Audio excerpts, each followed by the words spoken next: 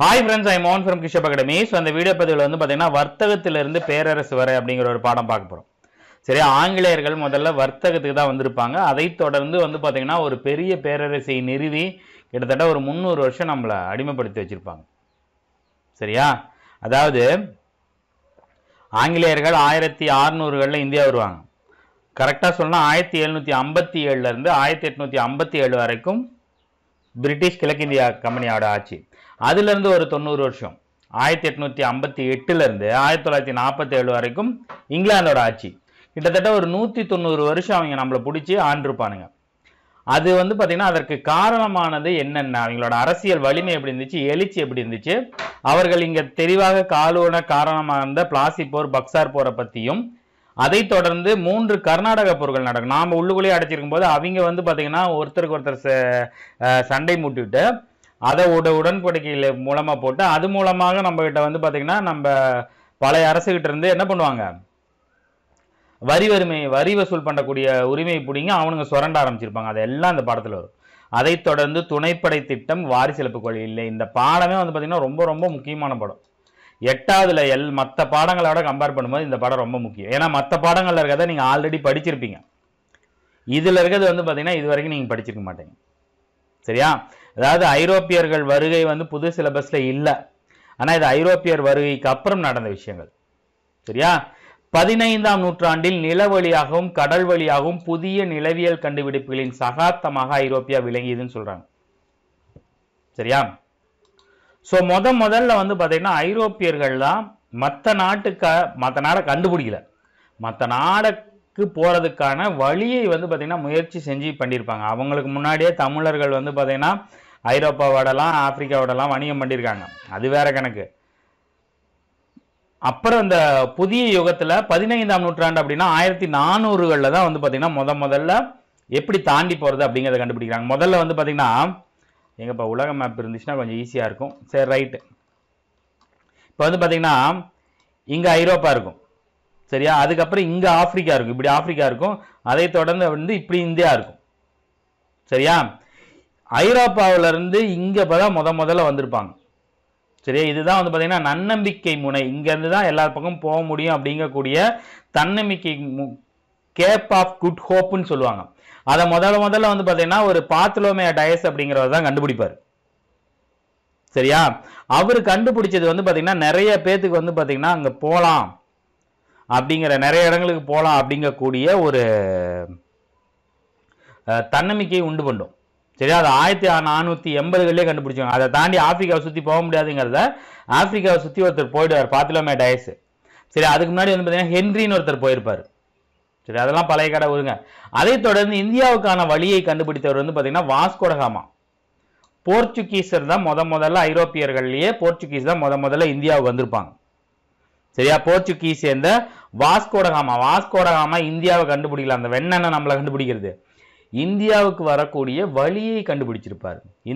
ஐரோப்பாவிலிருந்து இந்தியாவிற்கான புதிய கடல் வழியை கண்டுபிடிச்சிருப்பார். சரியா? அவர் வந்து பார்த்தீங்கன்னா 1498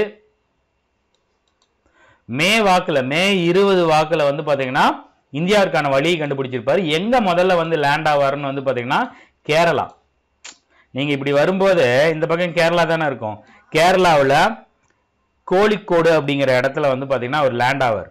அவரை வந்து பார்த்தீங்கன்னா வரவேற்ற கேரள மன்னன் யாருன்னு வந்து பார்த்தீங்கன்னா சாமரின். சரியா? சாமரினா? சரிங்களா? ஆமாம், சாமரின் தான். கேரளாவை சேர்ந்த சாமரின் அப்படிங்கிற ஒரு மன்னர் தான் அவர் முதல்ல வரவேற்பார். அவங்க வந்து பார்த்தீங்கன்னா நம்ம ஆளுகளுக்கு வந்து பார்த்தீங்கன்னா இந்தியர்கள் அப்படின்னாவே அந்த விருந்தோம்பல் பண்பு இருக்கு இல்லையா, இவங்க இங்கேருந்து போகும்போது நிறைய மிளகை வந்து பார்த்தீங்கன்னா கொடுப்பாங்க. மிளகு வந்து பார்த்தீங்கன்னா ரொம்ப ப்ரீசீஸான ஒரு இது. ஐரோப்பாவில் வந்து பார்த்தீங்கன்னா அது தங்க மாதிரி கிடைக்காது. இங்கே நம்மளுக்கு நிறைய வளைஞ்சிட்டு இருக்குன்றனால ஃப்ரீயாக நிறையா கொடுத்துருக்கும் போது போயிட்டு 2வது தடவை வரும்போது அந்த ஆள் வந்து பார்த்தீங்கன்னா இங்கே ஒரு பெரிய ஒரு பிரச்சனையே கிளப்புவாங்க. உரிமைன்னு ஒரு படம் வந்திருக்கும், பிருத்திவிராஜ் படம். பிருத்திவிராஜ், ஜெனிலியா, பிரபுதேவாலாம் இருப்பாங்க. அந்த படத்தில் கரெக்டாக காட்டியிருப்பாங்க. வாஸ்கோ ட காமா தான் முதல்ல இந்தியாவை பிடிக்கலாம் அப்படிங்கிற ஒரு எண்ணத்தை ஐரோப்பியில் உண்டு பண்ணது. ஸோ அவர் இந்தியாவுக்கு வந்தது வந்து பார்த்தீங்கன்னா 1498 மே 10 அது கோழிக்கோடு, கேரளாவில் கோழிக்கோடுல சாமரின் அப்படிங்கிறவரோட மன்னரோட அரசவைக்கு தான் வர்றாரு. இந்த புதிய நிலவியல் கண்டுபிடிப்புகளின் முக்கிய நோக்கம் என்னன்னா வணிகம் மூலம் அதிக லாபம் பெறதான். முதல்ல வணிகம் தான். அதை தொடர்ந்து அரசியல் ஆதிக்கத்தை ஏற்படுத்துவது, அது ரெண்டாவது டைம் வரும்போது அதுக்கான வேலையை பார்த்துட்டு போயிடுவாப்ல. சரியா? வங்காளத்தோட வெற்றிக்கு பின்னாடி ஆங்கிலேய கிழக்கிந்திய கம்பெனி ஆட்சி இந்தியாவில் வலுவடைந்தது. அதன் முக்கிய நோக்கம் வணிகம் மற்றும் ஆட்சி அதிகாரத்தை விரிவுபடுத்துவதே அப்படிங்கிறத நம்ம பின்னாடி பார்ப்போம். சரி, அவங்க முதல்ல எப்போ வராங்க? 1498 முதல்ல யார் வராங்க அப்படின்னு வந்து பார்த்தீங்கன்னா போர்ச்சுகீஸ் வராங்க. அதுக்கப்புறம் 1600களில் தான் வந்து பார்த்தீங்கன்னா பிரிட்டிஷ் வருது. 1600க்கு அப்புறம் தான் வந்து பார்த்தீங்கன்னா பிரெஞ்சு வருது. சரியா?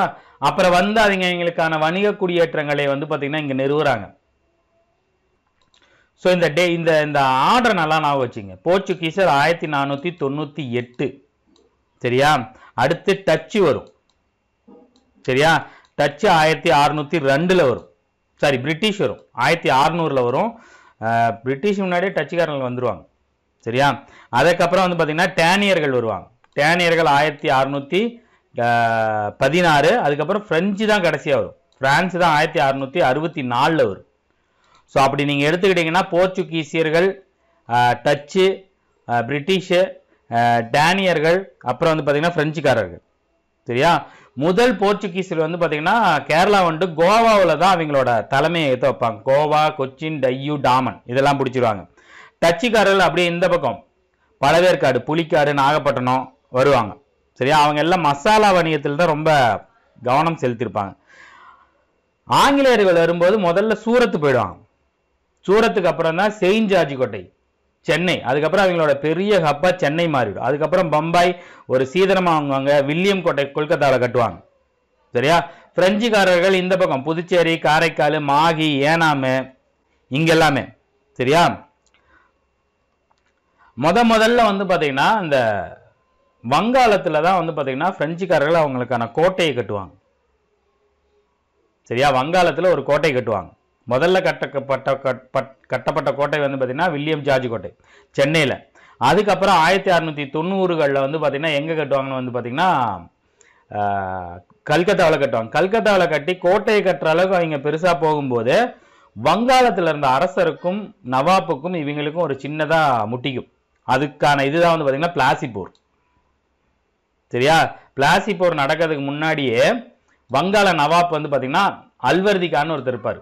அவர் இறந்துருவார். அவர் இறந்ததுக்கு அப்புறம் அவரோட பேரன் 1856 சீராஜுத்தவுலா அரியணை ஏறுவார். சின்ன பையன், துடிப்பான பையன், கொஞ்சம் திமிரு பிடிச்சவர். அவருக்கு வந்து பார்த்தீங்கன்னா இந்த வெள்ளைக்காரங்கெல்லாம் கோட்டை கட்டுறதுலாம் பிடிக்காது. சரியா? சீராஜுத்தவுலாவுக்கு அதே மாதிரி வங்காளத்திலையும் பெரிய அளவுக்கு சப்போர்ட் இருக்காது. அவரோட பலவீனத்தையும் புகழில்லாத நிலையும் தனக்கு சாதகமாக பயன்படுத்திக்கணும்னு நினைச்ச ஆங்கிலேயர்கள் அந்த அதிகாரத்தை கைப்பற்ற ட்ரை பண்ணும்போது வங்காளத்திலேருந்து நிறைய போர்ச்சுகீஸையும் பிரிட்டிஷையும் வெளியே துரத்துவார். ஒரு பெரிய இடத்த வந்து பார்த்தீங்கன்னா அவங்க இருக்கிற இடத்த போய் பிடிச்சிட்டு வெளியே துரத்திட்டு அங்கேருந்து 1756 என்ன பண்ணுவாருன்னா 146 ஆங்கிலேய படை வீரர்களை பிடிச்சி ஒரு கல்கத்தாவோட வில்லியம் கோட்டை அவங்க கட்டின கோட்டையிலேயே சின்ன ரூமில் போட்டு விட்டுருவார். ரொம்ப சின்ன ரூம், காற்றே போகாது. 146 பேரில் அது ஒரு 10க்கு 10 ரூம்பு. ஒரு அதிகபட்சம் நெருக்கி ஒரு 20 பேர் 25 பேர் இருக்கலாம் நின்றுக்கிட்டு. சரிங்களா? அதில் 146 பேரை அடைச்சிவிடுவாங்க. 146 பேர் அடைச்சோன்னா அவங்க எல்லாருமே என்ன பண்ணுவாங்க?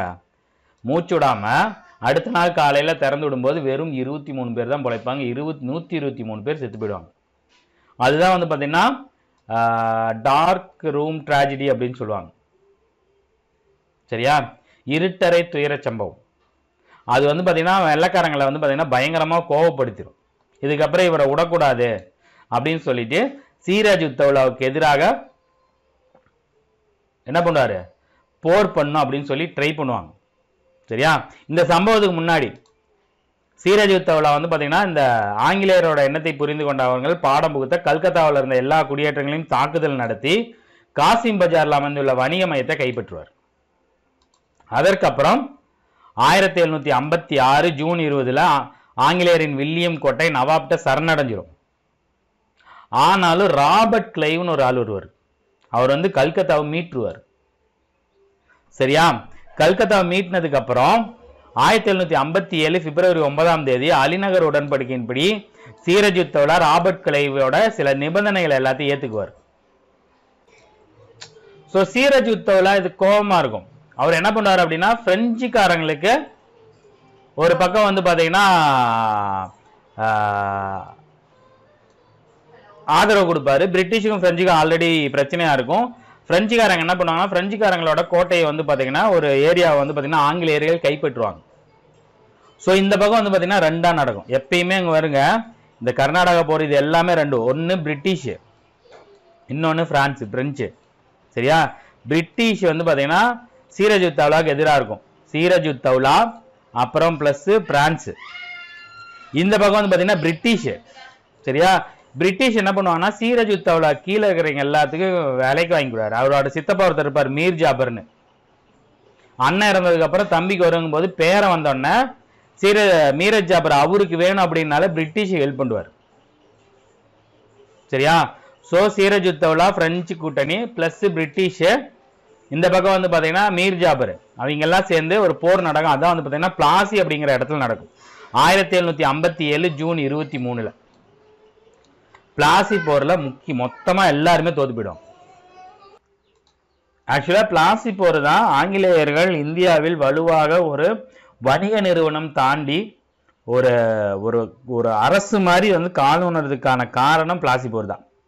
சரியா? இந்த போர்ல வந்து சீராஜ் உத்தவ்லாவோட படைகள் மொத்தத்தையும் வந்து பாத்தீங்கன்னா ராபர்ட் கிளைவ் அழிச்சிருவார். சரியா? போர்ல முடிவுல இவங்க போர்ல வங்காளத்தை எடுத்துக்க மாட்டாங்க, ஒரு ஒப்பந்தத்தை திணிப்பாங்க. சரியா? வங்காளத்தோட கருவூலங்கள் ஆங்கில அரசால் கொள்ளையடிக்கப்படும். சரியா? அதை கொண்டு அவங்களோட இராணுவத்தை பலப்படுத்திக்குவாங்க. சரியா? பிளாசி போரோட வெற்றி தான் ஆங்கிலேயரோட அரசியல் அதிகாரத்தை இந்தியாவில் தொடங்கி வைத்தது. இதுதான் எல்லாத்தையும் காரணம். சீராஜ் உத்தவ்லா தோத்து போனதுதான். ஒருவேளை அவர் ஜெயிச்சிருந்தாருன்னா இவங்க எல்லாத்தையும் அடிச்சு துரத்திருந்தா ஹிஸ்டரி வேற மாதிரியா இருக்கும். சரியா? சோ இதுக்கான காரணமான பிளாசி போர், பிளாசி அப்படிங்கிற இடத்துல வங்காளத்துல பிளாசி அப்படிங்கிற இடத்துல 1757 ஜூன் 23 நடக்கும். சரியா? யாரா இருக்கு இந்த எல்லாத்தையும் மைண்ட்ல அப்படியே நோட் பண்ணீங்க. 1757 வருஷம் டேட்டு நாவல்னா கூட வருஷம் முக்கியம். ஜூன் 23. சீராஜ் உத்தவ்லா பிளஸ் பிரெஞ்சு கூட்டணி. இந்த பக்கம் வந்து பாத்தீங்கன்னா சீராஜ் உத்தவ்லாவோட சித்தப்பா பிளஸ் வந்து பாத்தீங்கன்னா பிரிட்டிஷ் கூட்டணி. சரியா? இதுக்கப்புறம் இந்த தோல்வி வந்து பாத்தீங்கன்னா மீர் ஜாபரால ஒத்துக்கவே முடியாது. சரியா? பிளாசி போருக்கு பின்னாடி வந்து பாத்தீங்கன்னா 1757 ஒரு ஒப்பந்தத்தை போட்டு வங்காளம், பீகார், ஒரிசா எல்லாத்தையும் அங்க தடையின்றி வணிக உரிமம் நாங்க மட்டும்தான் செய்வோம், பிரெஞ்சு வேற யாரும் உள்ள வரக்கூடாதுன்னு ஒரு உரிமையை வாங்கிக்குவாங்க. சரியா? வங்காளத்தின் 24 பர்கானா அப்படிங்கக்கூடிய ஒரு பெரிய பகுதியை ஆங்கிலேயர்கள் கைப்பற்றுவாங்க. சரியா? இந்த போருக்கு அப்புறம் யார் வந்து பாத்தீங்கன்னா சீரஜ் உத்தவ்லாவோட சித்தப்பாவான மீர் ஜாபர் வந்து பாத்தீங்கன்னா இவங்க என்ன பண்ணுவாங்க, வங்காளத்துல அரியணை ஏத்துவாங்க. இவர் 1757 இருந்து 60 வரைக்கும் 3 வருஷம் தான் இருப்பார். இந்த ஆளு எங்களுக்கு ஒத்துழைக்க மாட்டேங்கிறாரு, எங்களோட கோரிக்கையை நிறைவேற்றலன்னு சொல்லி இந்த ஆளையும் பதவியிலிருந்து நீக்கி இவரோட மருமகனான மீர் காசிம் அப்படிங்கிறவரை வங்காளத்தோட ஆளுநரா நியமிச்சிருவாங்க. சரியா? மீர் காசிம் ஆங்கிலேயருக்கு வந்து பாத்தீங்கன்னா புருத்வான், மிட்னாப்பூர், சிட்டகாங், அசாம் பக்கம் இருக்கிற பகுதிகள் இது எல்லாத்தையும் வாங்கிக்குவாங்க. வங்காளத்தோட தலைநகரை வந்து பாத்தீங்கன்னா முர்ஷிதாபாத்ல இருந்து மாங்கிருக்கு மாத்திருவாங்க. சரியா? தஸ்தக் அப்படின்னு சொல்லக்கூடிய சுங்கவரி அதை வந்து பாத்தீங்கன்னா தவறாக பயன்படுத்துறாங்க அப்படின்னு சொல்லிட்டு மீர் காசிம் ஆங்கிலேயர் மீது மீர் காசிம் கோபம் அடைஞ்சு கலகத்தில் ஏற்படுவார். மீர் காசிம் ஏண்டா நான் தான் உங்களுக்கு முன்னாடி இருந்த சீராஜ் உத்தவ்லாவை தோக்கடிச்சு உங்க மாமனாரை கொண்டு வந்து உங்க மாமனாரும் சரியில்லைன்னு ஒன்ன உட்கார வச்சா நீ வந்து எங்ககிட்டயே சுங்கவரி இது பண்றியா அது பண்றியா அப்படின்னு சொல்லிட்டு பிரச்சனை பண்ணோன்னா இந்த ஆளை வந்து பாத்தீங்கன்னா துரத்தி விட்டுருவாங்க. சரியா? ஆங்கிலேயரால் துரத்தி அடிக்கப்பட்டு தோற்கடிக்கப்பட்ட மீர் காசிம் அங்கிருந்து அயோத்திக்கு ஓடுகிறார். சரியா? அங்க சுஜா உத்தவ்லா அப்படின்னு ஒருத்தரும் 2ஆம் ஷா ஆலம் இவங்க எல்லாமே வந்து பாத்தீங்கன்னா என்ன பண்ணுவாங்க, ஆங்கிலேயருக்கு எதிராக வந்து போர் புரியலாம் அப்படின்னு ஒரு கூட்டம் போட்டு ஒரு இது வைப்பாங்க. அப்ப யாராரு, சீராஜ் உத்தவ்லாவோட தம்பி சுஜா உத்தவ்லா, மீர் காசிம், அப்புறம் யாரு 2ஆம் ஷா ஆலம். சரியா? சோ இவர் வந்து பாத்தீங்கன்னா சுஜா உத்தவ்லா சீரஜ் உத்தவ்லாவோட சொந்தக்காரு. 2ஆம் ஷா ஆலம் முகலாய அரசர். இந்த அயோத்தியில இருந்தவர் வந்து பாத்தீங்கன்னா யாருன்னு வந்து பாத்தீங்கன்னா அவர் தான் அந்த சுஜா உத்தவ்லா. சரியா? மீர் காசிம், சுஜா உத்தவுலா, இரண்டா ஷாலம் 3 பேரும் சேர்ந்து என்ன பண்ணுவாங்க, பிரிட்டிஷ்க்கு எதிராக ஒரு போர் நடத்துவாங்க. சரியா? அதான் வந்து பாத்தீங்கன்னா பீகாருக்கு பக்கத்துல பாட்னாவுக்கு மேற்கு 130 கிலோமீட்டர் தொலைவில் கங்கை நதிக்கரையில் அமைந்த ஒரு சின்ன நகரம் தான் பக்சார். பக்சார் அப்படிங்கிற ஊர்ல 1764 அக்டோபர் 22. சரியா? பிளாசி போர் 1757 மே ஜூன் 23, இது அக்டோபர் 22, 23 அப்படி ஞாபகம் வச்சுங்க. சரியா? இதுல வந்து பாத்தீங்கன்னா பிளாசி போர்ல வந்து பாத்தீங்கன்னா ராபர்ட் கிளைவ், பக்சார் போர்ல யாருன்னு வந்து பாத்தீங்கன்னா ஹெக்டர் மன்ரோ. சரியா? இந்த போர்லையும் ஆங்கிலேயருக்கு தான் வெற்றி கிடைக்கும். சரியா? இதுல மீர் காசிமை தோக்கடிச்சதுக்கு அப்புறம் மீர் காசிமுக்கு முன்னாடி இருந்த யாரு, மீர் ஜாபர், அவரையே வங்காளத்துல உட்கார வச்சிருவாங்க. சரியா? அவரோட மகனான மீர் ஜாபரோட இறப்புக்கு அப்புறம் அவரோட மகனான நிஜாமுத்தாலாவை நவாபாக்கிடுவாங்க. சரியா? 1765 பிப்ரவரி 20 அலகாபாத் உடன்படிக்கையின்படி பக்சார் போர் வந்து பாத்தீங்கன்னா முடிவு வரும். கிட்டத்தட்ட ஒரு வருஷத்துக்கு ஒரு 6-7 மாசம் அந்த போர் நடக்கும். சரியா? எவ்வளோ பெரிய விஷயத்தெல்லாம் பண்ணிருப்பாங்க. இதுக்கு அப்புறம் தான் இவங்க என்ன பண்ணுவாங்க, இது இவங்களோட பெரிய வெற்றியா இருக்கும். பக்சார் போர் முடிவுக்கு வந்தது அலகாபாத் உடன்படிக்கை. ஸோ இதை தொடர்ந்து வந்து பாத்தீங்கன்னா மீர் ஜாபரோட பையனான அவரோட வந்து பாத்தீங்கன்னா மீர் ஜாபரோட பையனான நிஜாமுத்தாவோட அவங்க போட்டுக்கிறது வந்து பாத்தீங்கன்னா அலகாபாத் உடன்படிக்கை. சரியா? அந்த உடன்படிக்கையின் பிரகாரம் வங்காள நவாப்பான நிஜாமுத்தாலா அவரோட படையை கலைச்சு பண்ணும். கம்பெனி ஒரு படையை கொடுக்கும், அந்த படையோட துணை சுபேதர் தான் வங்காளத்தை நிர்வகிப்பாரு அப்படிங்கிற மாதிரி சொல்லிவிடுவாங்க, டம்மியா வச்சிருவாங்க. அதே மாதிரி இந்த பக்கம் ராபர்ட் கிளைவ் வந்து பாத்தீங்கன்னா இன்னும் 2 பேர் தோத்துருப்பாங்கல்ல, அயோத்தி அல்லது அவத்தோட நவாப்பான சுஜாத் உத்தவ்லா, முகலாய பேரரசர் இரண்டா ஷாலம் 2 பேர்த்தோடையும் தனித்தனியா ஒப்பந்தம் பண்ணிடுவாங்க. தனித்தனியா ஒப்பந்தம் போட்டு வங்காளத்துல இரட்டை ஆட்சி கொண்டு வருவார். இரட்டை ஆட்சினா இவங்களை வந்து பாத்தீங்கன்னா மெயினா வச்சுக்கிட்டு இவங்களை டம்மியா வச்சுக்கிறது. ஸோ இப்போ நம்ம வந்து பாத்தீங்கன்னா 2 போர்களை பத்தி பார்த்துருக்கோம். முதல்ல வந்து பாத்தீங்கன்னா பிளாசி போர். பிளாசி போர் நடந்தது 1757 ஜூன் 23. சரியா? இது சீராஜ் உத்தவ்லா பிளஸ் ராபர்ட் கிளைவ். அடுத்தது பார்க்கறது வந்து பாத்தீங்கன்னா இது பிளாசி, இது வந்து பக்சார். பக்சார் 1764 அக்டோபர் 22. சரியா? இதுல இவங்களுக்கு என்ன கிடைக்கும் அப்படின்னு வந்து பாத்தீங்கன்னா எந்த உடன்படிக்கையும் போட மாட்டாங்க. வங்காளம், பீகார், ஒரிசா வாங்கிக்குவாங்க. இந்த போர் வந்து பாத்தீங்கன்னா யாரா இருக்கு அப்படின்னா வந்து பாத்தீங்கன்னா பிரிட்டிஷோட ஹெக்டர் மன்ரோ, பிரிட்டிஷ் அரசு அந்த படைக்கான தலைமை தளபதி வந்து பாத்தீங்கன்னா ஹெக்டர் மன்ரோ. இதுல ராபர்ட் கிளைவ். இந்த பக்கம் 3 பேர். அதாவது இந்த பிளாசி போருக்கு அப்புறம் சீராஜ் உத்தவ்லாவோட இடத்துல வந்து பாத்தீங்கன்னா மீர் ஜாபரை கொண்டு வந்து, மீர் ஜாபருக்கு அப்புறம் மீர் காசிம் கொண்டு வந்து, மீர் காசிமும் பிரச்சனை பண்ணதுக்கு அப்புறம் மீர் காசிமை துரத்தி விட்டாங்கன்னா மீர் காசிம் அயோத்தியோட நவாப்பான சுஜா உத்தவ்லா, அப்புறம் வந்து பாத்தீங்கன்னா முகலாய பேரரசரான இரண்டாம் ஆலம் 3 பேரும் சேர்ந்து ஹெக்டர் மன்ரோ கூட போர் போகும்போது அங்கேயும் தோத்து போயிடும். அப்ப மீர் காசிமை கொன்னுட்டு மீர் ஜாபரையே மறுபடியும் பதவியில் உட்கார வச்சு அவர் செத்ததுக்கு அப்புறம் இன்னொரு நவாப் அவரோட பையனை கொண்டு வந்து அவர்கிட்ட அலகாபாத் உடன்படிக்கையை வந்து திணிச்சதுக்கு அப்புறம் அந்த போர் முடிவு கொண்டு. இந்த பக்கம் ராபர்ட் கிளைவ் என்ன பண்ணுவாரு, மீதி இருக்கிற 2 பேர் அயோத்தி பிளஸ் முகலாய பேரரசு ஆளுக்கு ஒரு ஒப்பந்தத்தை திணிச்சு இரட்டை ஆட்சி முறையை கொண்டு வந்துடுவார். சரியா? இதுக்கப்புறம் நாம பார்க்க போறது வந்து பாத்தீங்கன்னா கர்நாடக போர்கள். சரியா? 3 கர்நாடக போர்கள் நடக்கும். இந்த 3 கர்நாடக போர்ல நீங்க முக்கியமா ஞாபகம் வச்சுக்கிறது வருஷம். சரி, அடுத்தடுத்து தான் நடக்கும். மேக்சிமம் எந்த உடன்படிக்கையின் பிரகாரம் வந்துச்சு, யாருக்கு நடுவில் வந்துச்சு, இதுல 3லயுமே ஆங்கிலேயர்கள் தான் வருவாங்க. இந்த பக்கம் ஆங்கிலேயர் வருவாங்க, இந்த பக்கம் மாறும். சரியா? இந்த 3 கர்நாடக போர்களும் வந்து பாத்தீங்கன்னா யாருக்கு இடையில நடக்கும்னா, இந்த பக்கம் வந்து பாத்தீங்கன்னா பிரிட்டிஷ், பிரெஞ்சு. ஆல்ரெடி அங்க ஒரு பிரச்சனை போயிட்டு இருக்கும். அந்த பிரச்சனையில எதிரெதிர் துருவத்துக்கு 2 பேரும் 2 டீமும் வந்து பாத்தீங்கன்னா ஹெல்ப் பண்ணிப்பாங்க. அது பிரகாரம் தான் வந்து பாத்தீங்கன்னா இந்த கர்நாடக போர் இங்க நடக்கும். ஆக்சுவலா ஐரோப்பாவில் வாரிசுரிமை போர் நடந்துட்டு இருக்கும். அந்த போர்ல வந்து பாத்தீங்கன்னா பிரிட்டிஷும் பிரிட்டனும் ஒருத்தருக்கு ஒருத்தர் எதிரியா சண்டை போடும்போது அந்த சண்டை இங்க இந்தியாவிலும் வணிகம் செய்யறதுலயும் இங்கேயும் வந்து பாத்தீங்கன்னா எதிரொலிக்கும்.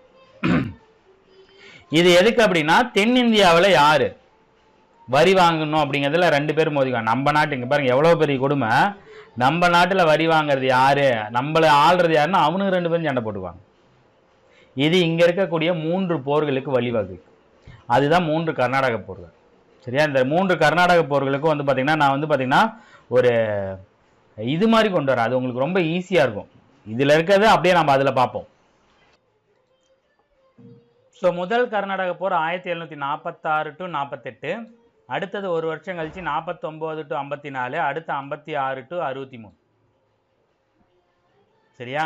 இந்த வருஷத்தை மட்டும் எப்படியா ஞாபகம் வச்சுங்க. ஸோ முதல் கர்நாடக போர் நடக்கிறதுக்கு காரணம் ஆல்ரெடி ஆஸ்திரியாவில் வாரிசுரிமை போரில் வந்து பார்த்தீங்கன்னா பிரிட்டனும் பிரான்ஸும் ஒருத்தருக்கு ஒருத்தர் எதிராக இருந்தாங்களா, அந்த இதுங்க வந்துச்சு. ஸோ அதுக்கு அடித்தளம் போட்டது வந்து பார்த்தீங்கன்னா அடையார் போர். அடையாறில் நடந்த போர். சென்னையோட அடையார் நதிக்கரையில் சாந்தோம் இருக்குல்ல, சாந்தோமில் கர்நாடக நவாப் அன்வர் கானுக்கும் பிரெஞ்சு படைக்கும் இடையே போர் நடந்திருக்கும். இங்கே பாருங்க, இது ஃபஸ்ட்டு கர்நாடக போர். சரியா? ஃபஸ்ட்டு கர்நாடக போர். இந்த பக்கம் வந்து பார்த்தீங்கன்னா ஃப்ரெஞ்சு. சரியா? எஃப்னு போடுறேன். இந்த பக்கம் வந்து பார்த்தீங்கன்னா அன்வர்தி கான். இது ஆற்காடு நவாப்பு, கர்நாடக நவாப்பு ஆற்காடு நவாப்புன்னு வச்சுங்க. இந்த ஆள் என்ன பண்ணுறாரு, இந்த ஆளுக்கு இவங்களுக்கு சண்டை வருது. அப்போ இந்த ஆள் ஆல்ரெடி எங்கே போவார், பிரிட்டிஷ்ட போவார். ஏபி அல்வர்தி கானும் பிரிட்டிஷும் சேர்றாங்க. சரியா? அப்போ இவங்களுக்கு வந்து பார்த்தீங்கன்னா மாஃபூஸ் கான் ஒரு ஆள் இருப்பார். நம்ம அங்கே பார்த்தோம்ல, அந்த ஆள் தான். சரியா? மாஃபூஸ் கானோட தலைமையில் ஒரு சின்ன படம் வந்து பார்த்தீங்கன்னா பாரடைஸ் அப்படிங்கிற கேப்டன், அவர் தலைமையில் ஒரு சின்ன படை, பிரிட்டிஷோட படை இவருக்கு ஹெல்ப் பண்ணுது. இவங்க என்ன பண்ணுறாங்க, இந்த பிரெஞ்சை வந்து பார்த்தீங்கன்னா அந்த இடத்துல தோக்கடிச்சிடுறாங்க. ஸோ முதல் கர்நாடக போர் 1746 to 48 பிரெஞ்சுக்கும் அல்வர்தி கானுக்கும். அப்போ அன்வர்தி கானுக்கு வந்து பார்த்தீங்கன்னா பிரிட்டிஷ் ஹெல்ப் பண்ணுறாங்க. அங்கே போனது கேப்டன் பாரடைஸ் அப்படிங்கிற ஒரு தளபதி. அவர் என்ன பண்ணுறாரு, இந்த சின்ன படையை ட்ரெயின் பண்ண படையை வச்சு பிரெஞ்சை தோக்கடிச்சிடறாரு. இதன் பிரகாரம் வந்து பார்த்தீங்கன்னா இங்கே போர் முடிஞ்சானா அங்கே ஐரோப்பாவில் அந்த போர் வந்து பார்த்தீங்கன்னா ஒரு உடன்படிக்கைக்கு வரும், ஐலா ஷஃபேல் உடன்படிக்கை. அங்கேயே நாங்கள் சண்டை முடிச்சுட்டு இங்கே என்ன பண்ணுறாங்கன்னு இங்கே நிறுத்தி விடுவாங்க. சரியா? ஸோ இந்த முதல் கர்நாடக போர் எந்த உடன்படிக்கையின் பிரகாரம் வந்துச்சுன்னா ஐலா ஷஃபேல் உடன்படிக்கை. ஐலா முதல்னா என்ன, இங்கே பாருங்க ஃபர்ஸ்ட் எழுத்து தமிழில் ஆ, அப்போ ஐலா நான் வச்சுங்க, ஈஸியாக வச்சுக்கலாம். கர்நாடக போர், முதல் கர்நாடக போர் தமிழோட முதல் எழுத்து ஆ, ஆ ஐலா அப்படின்னு நான் வச்சுங்க. இதுலேயே அடையார் தான் வரும். சரியா? ஸோ அடையார் போரில் ஜெயிச்சது யார், பிரிட்டிஷ் மறைமுகமாக ஹெல்ப் பண்ண அன்வர்தி கான். இது வந்து பார்த்தீங்கன்னா பிரிட்டிஷு இந்தியாவில் காலூன பெரிய ஹெல்ப்பாக இருக்கும். இந்த உடன்படிக்கை எதை சொல்லியிருக்கோம் அப்படின்னு வந்து பார்த்தீங்கன்னா இந்த மதராஸ் வந்து பார்த்தீங்கன்னா அதை கைப்பற்றதான் இங்கே ஃப்ரெஞ்சே நடக்கும். ஃப்ரெஞ்சு சென்னை கைப்பற்றுறோம், அந்த போரில் தோத்தனால திரும்ப கொடுத்துரும். ஸோ சென்னை வந்து பார்த்தீங்கன்னா ஃப்ரெஞ்சுக்காரங்க பிடிச்சிருப்பாங்க, அதை மறுபடியும் பிரிட்டிஷே கொடுத்துருவாங்க. அதுக்கு பதிலாக இவங்க என்ன பண்ணுவாங்க, வட அமெரிக்காவோட சில பகுதி, வட அமெரிக்கா என்ன சார் கணக்குன்னா உலகம் பூரா பிரெஞ்சும் பிரிட்டிஷும் காலனிகளை நிறுவியிருக்கும். சரியா? ஸோ அதை தொடர்ந்து வந்து பார்த்தீங்கன்னா இரண்டாம் கர்நாடக போர், இருக்கிறதுலே இரண்டாம் கர்நாடக போர் தான் வந்து பார்த்தீங்கன்னா நம்மளை குழப்பக்கூடிய ஒரு போர். சரியா? இரண்டாம் கர்நாடக போர் 1749-54. சரியா? இது வந்து பார்த்தீங்கன்னா இப்படி டீம் பிரிச்சிங்க. சரியா? இதுலேயே வந்து பார்த்தீங்கன்னா 2 டீம். கர்நாடகாத்துலேயும் ஹைதராபாத்லேயும் வாரிசுரிமை பிரச்சனை நடக்கும். அவங்களுக்கு அப்புறம் யாருக்கு வரது அப்படின்னு சொல்லிட்டு. சரியா? அதில் ஒரு டீமுக்கு ஃப்ரெஞ்சு ஹெல்ப் பண்ணும், ஒரு டீமுக்கு பிரிட்டிஷ் ஹெல்ப் பண்ணும். அதே மாதிரி ஹைதராபாத்லேயும் அதே மாதிரி. முதல்ல கர்நாடகா பார்க்கலாம். கர்நாடகாவோட நவாப் பகுதிக்கு அன்வர்தி கான் அப்படின்னு ஒருத்தர் போட்டி போடுவார். இந்த பக்கம் சந்தா சாஹிப். சரியா? அதே மாதிரி ஹைதராபாத்துக்கு நசீர் ஜங்கு. சரியா? இந்த பக்கம் வந்து பார்த்தீங்கன்னா முசாஃபர் ஜங்கு. சரியா? இப்போ இது 2 டீமு, இது 2 டீமு. பாருங்க, இது கர்நாடகா, இது ஹைதராபாத். ஸோ இந்த 2 டீமுக்கும் சேர்த்து பிரெஞ்சு ஹெல்ப் பண்ணும். சரியா? இந்த டீமுக்கு வந்து பார்த்தீங்கன்னா பிரிட்டிஷ் ஹெல்ப் பண்ணும். அவ்வளோதான் விஷயம். நல்லா பார்த்துங்க. 2வது கர்நாடக போர் வந்து பார்த்தீங்கன்னா வாரிசுரிமையோட லிங்க் பண்ணுது. கர்நாடகாவிலையும் ஹைதராபாத்லேயும் அடுத்த நிஜாம் பதவிக்கும் நவாப் பதவிக்கும் யார் வரலான்னு பிரச்சனை வரும்போது கர்நாடகாவில் நவாப் பதவிக்கு அன்வர்தி கான், சந்தா சாஹிப் உரிமை கோரிப்பாங்க. அதே மாதிரி ஹைதராபாத்தில் முசாஃபர் ஜங்கு, நசீர் ஜங்கு. ஸோ இந்த பக்கம் அன்வர்தி கானுக்கு பிரிட்டிஷும், சந்தா சாஹிப் வந்து பார்த்தீங்கன்னா ஃப்ரெஞ்சும் ஹெல்ப் பண்ணும். இந்த பக்கம் வந்து பார்த்தீங்கன்னா முசாஃபர் ஜங்குக்கு பிரிட்டிஷ் ஹெல்ப் பண்ணும், ஃப்ரெஞ்சு ஹெல்ப் பண்ணும். நசீர் ஜங்கு வந்து பார்த்தீங்கன்னா பிரிட்டிஷ் ஹெல்ப் பண்ணும். சரியா? அங்கே பாருங்கள், சிம்பிளாக ஞாபகம் வச்சுக்கிற மாதிரி இருந்துச்சுன்னா 2வது கர்நாடக போர் 2 டீமாக பிரிச்சுங்க. ஒன்று வந்து பார்த்தீங்கன்னா கர்நாடகாவில் வந்து பார்த்தீங்கன்னா சந்தா சாஹிப்பு ஃப்ரெஞ்சு, கேஎஸ்எஃப், கேஜிஎஃப் தான் கேஎஸ்எஃப். இந்த பக்கம் வந்து பார்த்தீங்கன்னா கர்நாடகாவில் கேஏபி, கேப்பு, கர்நாடகா போர், அன்வர்தி கான் பிரிட்டிஷு. இந்த பக்கம் ஹைதராபாத் 2ஆக பிரிச்சிங்க. ஹைதராபாத்தில் முசாஃபர் சங்குக்கு ஃப்ரெஞ்சு, HMPF. இந்த பக்கம் நசீர் ஜங், HNP. கொஞ்சம் குழப்பற மாதிரி தான் இருக்கும். 1-2 வாட்டி எழுதுனீங்கன்னா மனப்பாடம் ஆகிடும்.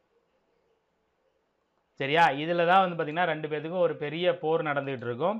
அதோட உச்சகட்டமாக தான் 1749 ஆம்பூரில் ஒரு போர் நடக்கும். ஆகஸ்ட் 3 ஆம்பூர் போர்.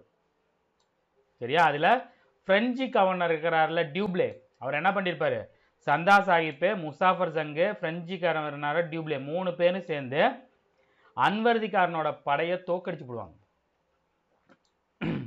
சரியா? இப்போ அன்வர்திகாரனுக்கு ஒரு பையன் இருப்பான்ல, அவன் என்ன பண்ணுவான், அங்கேருந்து தப்பிச்சு போய் திருச்சியில் போய் ஒண்டிக்குவான். சரியா? இப்போ ஃப்ரெஞ்சு ஜெயிச்சுக்கிச்சு. அப்போ கர்நாடகாவில் சந்தா சாஹிப்பை என்ன பண்ணிடுறோம், நவாப்பா உட்கார வச்சிடும். அதற்கு நவாப்பிட்ட இருந்து பாண்டிச்சேரியை ஃப்ரெஞ்சு வாங்கிக்கும். இதனால தான் ஃப்ரெஞ்சோட காலனியாக பாண்டிச்சேரி இருந்தது.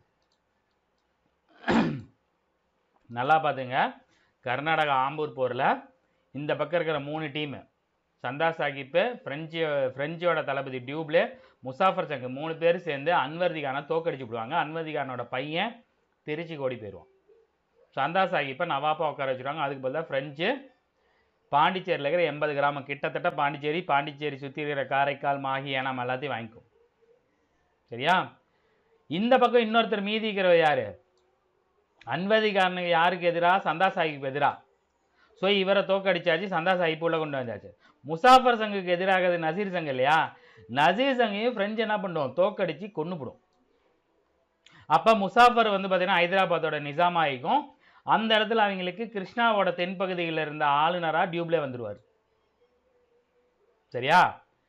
இப்போ யாரோட கை ஓங்கியிருக்கு, ஃப்ரெஞ்சோட கை ஓங்கியிருக்கு.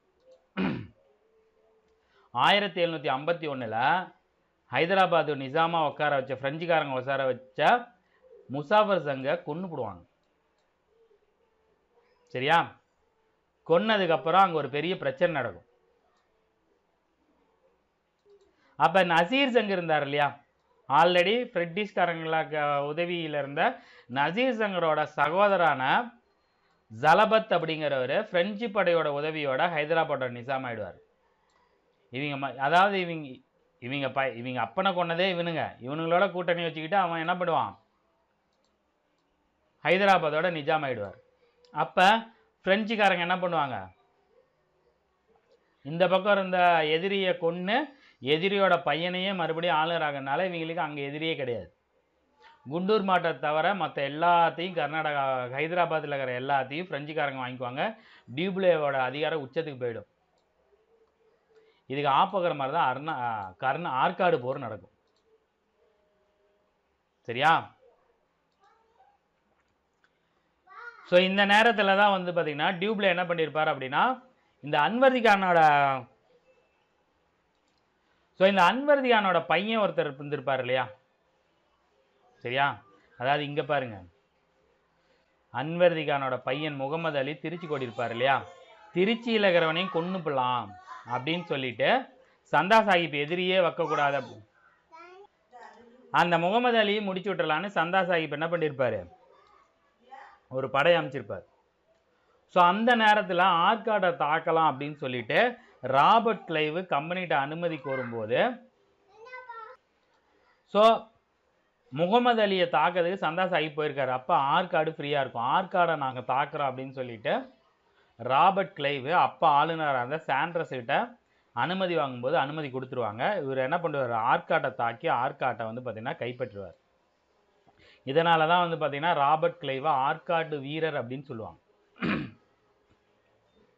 பாருங்க படம் மாதிரி இருக்கும் பாருங்க, 2ஆம் கர்நாடக போர். ஸோ ஆங்கில படை தளபதி ஸ்ட்ரிங்கர் லாரன்ஸ் அப்படிங்கிற ஒரு உதவியோட பக்கத்தில் இருக்கிற ஆரணி, காவேரி பாக்கம் இந்த மாதிரி இடங்களில் பிரெஞ்சு படையை தோக்கடிச்சிருவார். அதே சமயத்தில் சந்தா சாஹிப்பும் திருச்சியில் கொலை செய்யப்படுவார். முகமது அலியை தேடி போன சந்தா சாஹிப் ஆங்கிலேய படையினால் யார் கொண்டு இருப்பாங்கன்னே தெரியாது, சந்தா சாஹிப்பை கொன்றுவாங்க. அப்போ இவர் தேடி போன முகமது அலி ஃப்ரீயாக தானே இருப்பாங்க. முகமது அலி ஆங்கிலேயரோட உதவியோட ஆற்காடு நவாப்பா மாறிடுவார். யார எங்கெங்க கொன்றுகானுங்க பாருங்க. இதனால் வந்து பார்த்திங்கன்னா அந்த டியூப்லேவுக்கு வந்து பார்த்திங்கன்னா பதவி போயிடும். டியூப்லேவை ஆளுநராக இருந்திருப்பாங்கள்ல, டியூப்லேவை வந்து தொடர்ந்து பாரிஸுக்கு திருப்பி அழைச்சிக்கும். இதைத் தொடர்ந்து டியூப்லேவை தொடர்ந்து பிரெஞ்சு ஆளுநராக பதவியேற்ற கோத்தாயு ஆங்கிலேயரோட ஒரு உடன்படிக்கை போடுவார். அதுதான் பாண்டிச்சேரி உடன்படிக்கை 1755. அந்த உடன்படிக்கையின் பிரகாரம் நம்ம 2 பேரும் 2 பேர்த்து பகுதியில் இருக்கிறத தலையிடக்கூடாது, போருக்கு முன்னாடி இந்த பகுதிகளை திருப்பி ஒப்படைக்கணும்னு போட்டதுக்கப்புறம் புதிய கோட்டையும் எதுவும் கட்டிக்கூடாதுன்னு சொல்லிட்டு ஒப்பந்தம் போட்டதுக்கப்புறம் ஆங்கிலேயரோட பலம் கூடி போயிடும். ஏன்னா ஆங்கிலேயர் வந்து பார்த்திங்கன்னா இப்போ நிறைய கோட்டை நிறைய இடங்களில் வச்சுருப்பாங்க. பிரெஞ்சு பாண்டிச்சேரி அப்படிங்கிற அளவுக்கு சுருங்கி போயிடும். 2ஆம் கர்நாடக போர் ஒரு முடிவற்ற நிலையை நோக்கி போயிருக்கும். முகமது அலியை கர்நாடக நவாப்பா நியமத்தின் மூலம் ஆங்கிலேயர்கள் இந்தியாவில் அவங்களோட மேலாண்மையை நிறுவியிருப்பாங்க. ஹைதராபாத்தில் பிரெஞ்சுக்காரர்கள் வலிமையோடு இருந்தாலும் தக்கான பகுதியில் வலிமை குன்றியவர்கள் கீழே டவுன் சவுத்தில் அவங்க கொஞ்சம், அதாவது தமிழ்நாடு ஆந்திரா இங்கெல்லாம் அவங்களுக்கு வந்து பார்த்திங்கன்னா இல்லை அப்படிங்கிறது இதாகிடும். சரியா, உங்களுக்கு 2வது கர்நாடக பயங்கரமாக சொதப்பிருக்கும். சிம்பிளாக நான் உங்களுக்கு சொல்கிறேன். சரியா, எப்படி எங்கேயாவது ஒரு இந்த பேஜில் சொல்கிறேன், ஒரு ஒயிட் பேஜில் சொன்னால் கொஞ்சம் ஈஸியாக இருக்கும். ஒயிட் பேஜே இல்லையா? சரி, இந்த இடம் போதுமானது. இங்கே பாருங்கள், 2ஆம் கர்நாடக போர் 1749 to 54. சரியா, இங்கே கர்நாடகாவில் 2 பேர் சண்டை போகிறாங்க. ஒன்று அலிவர்தி கான், இன்னொன்று சந்தா சாஹிப். சந்தா சாஹிப்புக்கு சரி, அடுத்தது வந்து பார்த்திங்கன்னா ஹைதராபாத்துக்கு வந்து பார்த்திங்கன்னா நசீர் சங்கு, அதாவது நசீர் சங்கு முசாஃபர் சங்கு. இந்த சந்தா சாஹிப்புக்கும் முசாஃபர் சங்குக்கும் பிரெஞ்சு படை ஹெல்ப் பண்ணுது. அலிவர்தி கானுக்கும் நசீர் சங்குக்கும் பிரிட்டிஷ் படை ஹெல்ப் பண்ணுது. சரியா, இது வரைக்கும் ஓகேவா? இப்போ என்ன ஆகுது அப்படின்னா, சந்தா சாஹிப் முதல்ல இந்த கர்நாடகாவை பிடிச்சிட்டு அதுக்கப்புறம் ஹைதராபாத்துக்கு போகலான்னு பிளான் பண்ணுறாங்க. ஸோ கர்நாடகாவில் வந்து பார்த்திங்கன்னா சந்தா சாஹிப் இவனுக்கு தான் இந்த இடம் வேணும். சந்தா சாஹிப், முசாஃபர் சங்கு, ஃப்ரெஞ்சோட டியூப்லே, ஃப்ரெஞ்சிலேருந்து டியூப்லே 3 பேர் சேர்ந்து அல்வர்தி கானை கொன்னுறாங்க. கொன்னுட்டு அந்த இடத்துக்கு சந்தா சாஹிப் வந்துடுறாரு. சரியா, அல்வர்தி கானுக்கு ஒரு பையன் இருக்கான், அவன் பேர் முகமது அலி. அவன் என்ன பண்ணுறான், திருச்சியில் போய் தப்பிச்சு போய் உக்காந்துக்கிறான். இங்கே இவனை முடித்ததுக்கப்புறம் இங்கே முசாஃபர் சங்கு, சந்தா சாஹிப், டியூப்லே 3 பேர் சேர்ந்து இங்கே வந்து நசீர் சங்கை கொன்னுறாங்க. நசீர் சங்கை கொன்னுட்டு இங்கே முசாஃபர் சங்கை உட்கார வைக்கிறாங்க. இப்போ பிரெஞ்சு கை ஓங்கியிருக்கு.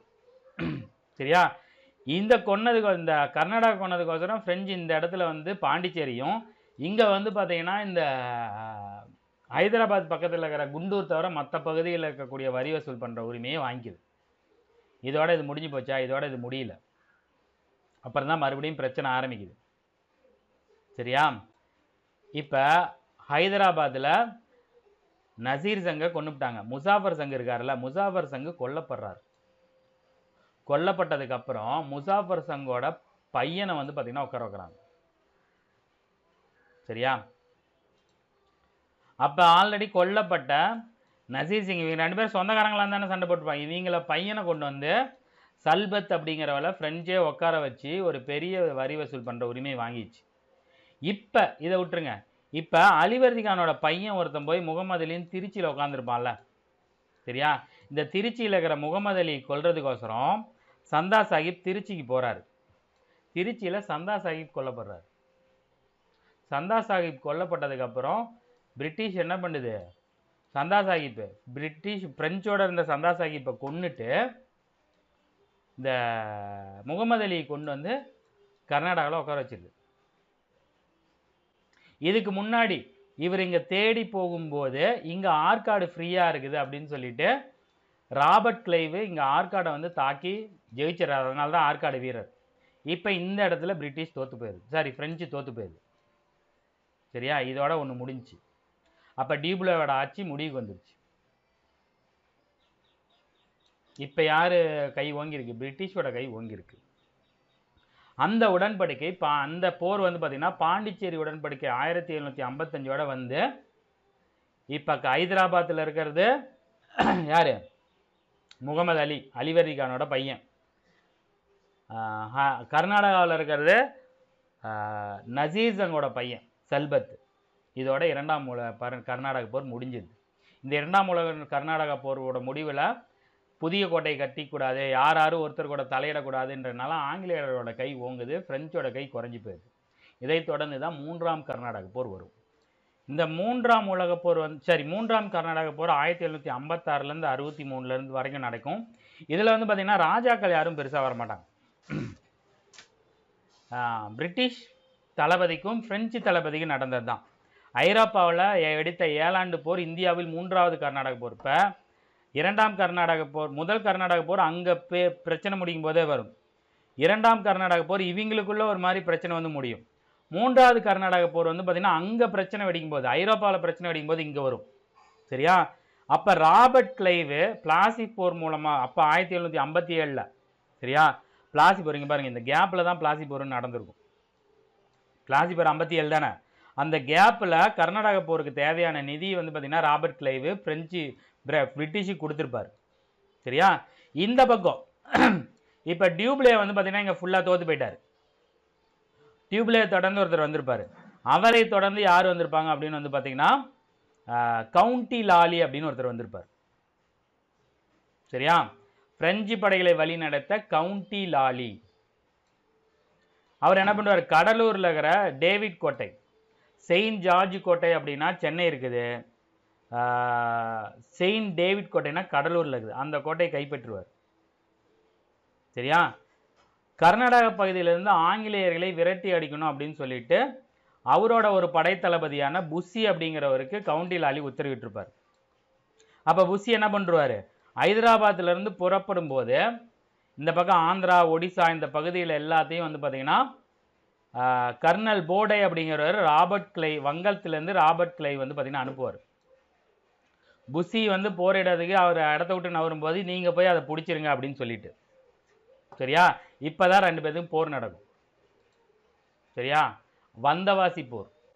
வந்தவாசி வீரர் அப்படின்னா சர் அய்யர்கூட் அப்படிங்கிறவர். இங்கே பாருங்கள், 3ஆவது கர்நாடக போர் வாரிசு ஐரோப்பாவில் 7ஆண்டு போர் வெடித்ததன் பிரமா இங்கே நடந்திருக்கும். பிரெஞ்சு படையோட தளபதி வந்து பார்த்திங்கன்னா கவுண்டி லாலி, கவுண்டி. சரியா? இவர் என்ன பண்ணுவார், புஷி அப்படிங்கிறவருக்கு ஒரு ஆர்டர் போடுறாரு.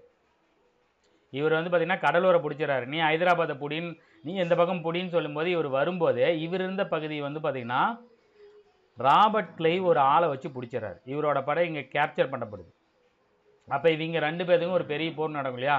அப்போ கவுண்டி லாலிக்கும் ராபர்ட் கிளைவ் அனுப்பின சர் அய்யர்கூட் அப்படிங்கிறவருக்கும் வந்தவாசி அப்படிங்கிற ஒரு இடத்துல போர் நடக்குது 1760. பிரெஞ்சு படையை சேர்ந்த கவுண்டி லாலியோட மோசமான முடிவுகளால் பிரெஞ்சு படை முழுவதுமாக தோற்கடிக்கப்படுது. தோற்கடித்து ஒரு வருஷத்துக்குள்ள பாண்டிச்சேரி தவிர மற்ற எல்லா குடியேற்றங்களையும் பிரெஞ்சு இழந்துருது. இதுக்கு எல்லாத்துக்கும் காரணம் இருந்தது கவுண்டி லாலி. போய் என்னமோ கல்ட்ரன் போய் எல்லாத்தையும் தோக்கடிச்சு விட்டான்னு கவுண்டி லாலி பிரான்ஸ் நாட்டுக்கு திரும்ப அழைக்கப்பட்டு சிறையில் போட்டு தூக்கில் போட்டுறாங்க. இப்போ வந்தவாசியில் அதுக்கு ஜெயிச்சது காரணம் யார்? Sir Eyre Coote. வந்தவாசி போர் 1760 ஜனவரி 22 நடக்குது. ஒரு கேள்வி வரலாம், சார் பிளாசி போர் எப்போ நடந்துச்சுன்னா 3ஆம் கர்நாடக போர் நடந்துட்டு இருக்கும்போது தான் பிளாசி போர் நடந்திருக்கும். சரியா? ஸோ மொத்தமாக முக்காவாசி இந்தியாவை பிரிட்டிஷ் வந்து கைப்பற்றும், பிரெஞ்சு துரத்தி அடிக்கப்பட்டுரும். ஸோ 7 ஆண்டு போர், அங்கே நடந்த 7 ஆண்டு போர் 1763 பாரிஸ் உடன்படிக்கையின் போர் முடிவுக்கு வரும்போது இங்கேயும் போர் முடிவுக்கு வந்து பாண்டிச்சேரி உட்பட பிரெஞ்சு குடியேற்றங்கள் அனைத்தும் பிரெஞ்சுக்காரர்களோட வசம் கொடுத்துறாங்க. என்ன இருக்க போகுது? பாண்டிச்சேரி இருக்கும், காரைக்கால் இருக்கும், மாகி இருக்கும், ஏனாம் இருக்கும், கோவா இருக்கும், இன்னும் சில பகுதிகள் தான் இருக்கும். ஆனால் புதுசாக படையை வச்சுக்கிறதுக்கோ பெருக்கவோ கோட்டைகளை கட்டவோ எந்த இது வரனால 3ஆம் கர்நாடக போரோட பிரெஞ்சோட முடிவு பிரெஞ்சோட இதுக்கு வந்து பார்த்திங்கன்னா முடிவு வந்துடும். சும்மா கடமைக்குன்னு அவங்க இந்தியாவில் இருப்பாங்க. இவ்வளோதான். இது 3 தான், 3 கர்நாடக போர். இதுக்கே 3/4 மணி நேரம் ஆகிப்போச்சு. சரி, ஒரு தடவை வேகமாக பார்த்துடலாமா? இதை வச்சே பார்த்துடலாம். 1ஆம் கர்நாடக போர் யார் யாருக்கு நடக்குது? சென்னை அடையாறில் வந்து பார்த்திங்கன்னா அன்வர்தி கானுக்கும் பிரெஞ்சு படைக்கும் நடக்குது. அங்கே அன்வர்தி கானுக்கு வந்து பார்த்திங்கன்னா கேப்டன் பாரடைஸ் அப்படிங்கக்கூடிய ஆங்கிலேயர்கள் வந்து பார்த்திங்கன்னா உதவி பண்ணுறாங்க. அதன் மூலமாக ஆங்கிலேயர்கள் ஜெயிச்சிட்றாங்க. அப்போ வந்து பார்த்திங்கன்னா அங்கே ஐரோப்பாவில் ஐலாசபல் உடன்படிக்கையின் பிரகாரம் வந்து பார்த்திங்கன்னா முடிவுக்கு வரும்போது இங்கேயும் முடிவுக்கு வந்து அவங்க பிடிச்ச பகுதியை அவங்க திருப்பி கொடுத்துறாங்க. 2ஆம் கர்நாடக போர் தான் குழப்பக்கூடியது. 2 வாரிசு உரிமை, ஒன்று ஹைதராபாத்து, இன்னொன்று கர்நாடகா. கர்நாடகாவில் அலிவர்தி கான், சந்தா சாஹிப்பு. இந்த பக்கம் ஹைதராபாத்தில் வந்து பார்த்திங்கன்னா முசாஃபர் ஜங், நசீர் ஜங். சந்தா சாஹிப்பும் முசாஃபர் ஜங்குக்கும் பிரெஞ்சு உதவி செய்யுது, பிரான்ஸு அல்லது பிரெஞ்சு. அன்வர்தி கானுக்கும் நசீர் ஜங்குக்கும் பிரிட்டிஷ் உதவி பண்ணுது. இதில் முசாஃபர் ஜங்கு சந்தா சாஹிப்பு பிரெஞ்சோட தளபதியான டியூப்ளே 3 பேர் சேர்ந்து அன்வர்தி கானை கொன்று கர்நாடக நவாப்பா சந்தா சாஹிப்பை மாற்றிடுறாங்க. அன்வர்தி கானோட பையன் முகமது அலி போகிறப்ப தப்பிச்சு ஓடி போய் திருச்சியில் சரணடைஞ்சிடறாரு, ஒளிஞ்சிக்கிறாரு. இந்த பக்கம் மறுபடியும் முசாஃபர் ஜங்கு, சந்தா சாஹிப்பு, டியூப்ளே 3 பேர் சேர்ந்து நசீர் ஜங்கை கொன்று முசாஃபர் ஜங்கை உட்கார வச்சுறாங்க. இதுக்கு சப்போர்ட்டாக வந்து பார்த்திங்கன்னா பாண்டிச்சேரியோட 80 கிராமங்களையும் இந்த பக்கம் ஹைதராபாத், குண்டூர் தவிர மற்ற பகுதிகள் எல்லாத்தையும் வந்து பார்த்திங்கன்னா பிரெஞ்சுக்காரங்களுக்கு கிடச்சிது. இந்த கேப்பில் தான் வந்து பார்த்திங்கன்னா முசாஃபர் ஜங் கொல்லப்பட்டு நசீர் ஜங்கோட பையனான யார் சகோதரரான ஜலபத் அப்படிங்கிறவரை பிரெஞ்சு படை தளபதி புஷி என்ன பண்ணுறாரு? ஹைதராபாத் நிஜாமாக மாற்றுறாரு. இதுக்கு எல்லாம் காரணம் டியூப்ளேவோட அதிகார உச்சத்துக்கு போகும்போது தான் 3ஆம் கர்நாடக அந்த கேப்பில் தான் என்ன ஆகுது அப்படின்னா ஆற்காடு போர் நடக்குது. 1751 டியூப்ளே என்ன பண்ணுறாருன்னா முகமது அலி வந்து பார்த்திங்கன்னா சந்தா சாஹிப் தேடி போகிறார். சரியா?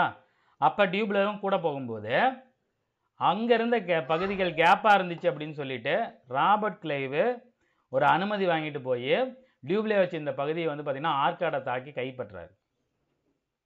அதுக்கப்புறம் ஒரு பெரிய போர் நடக்குது.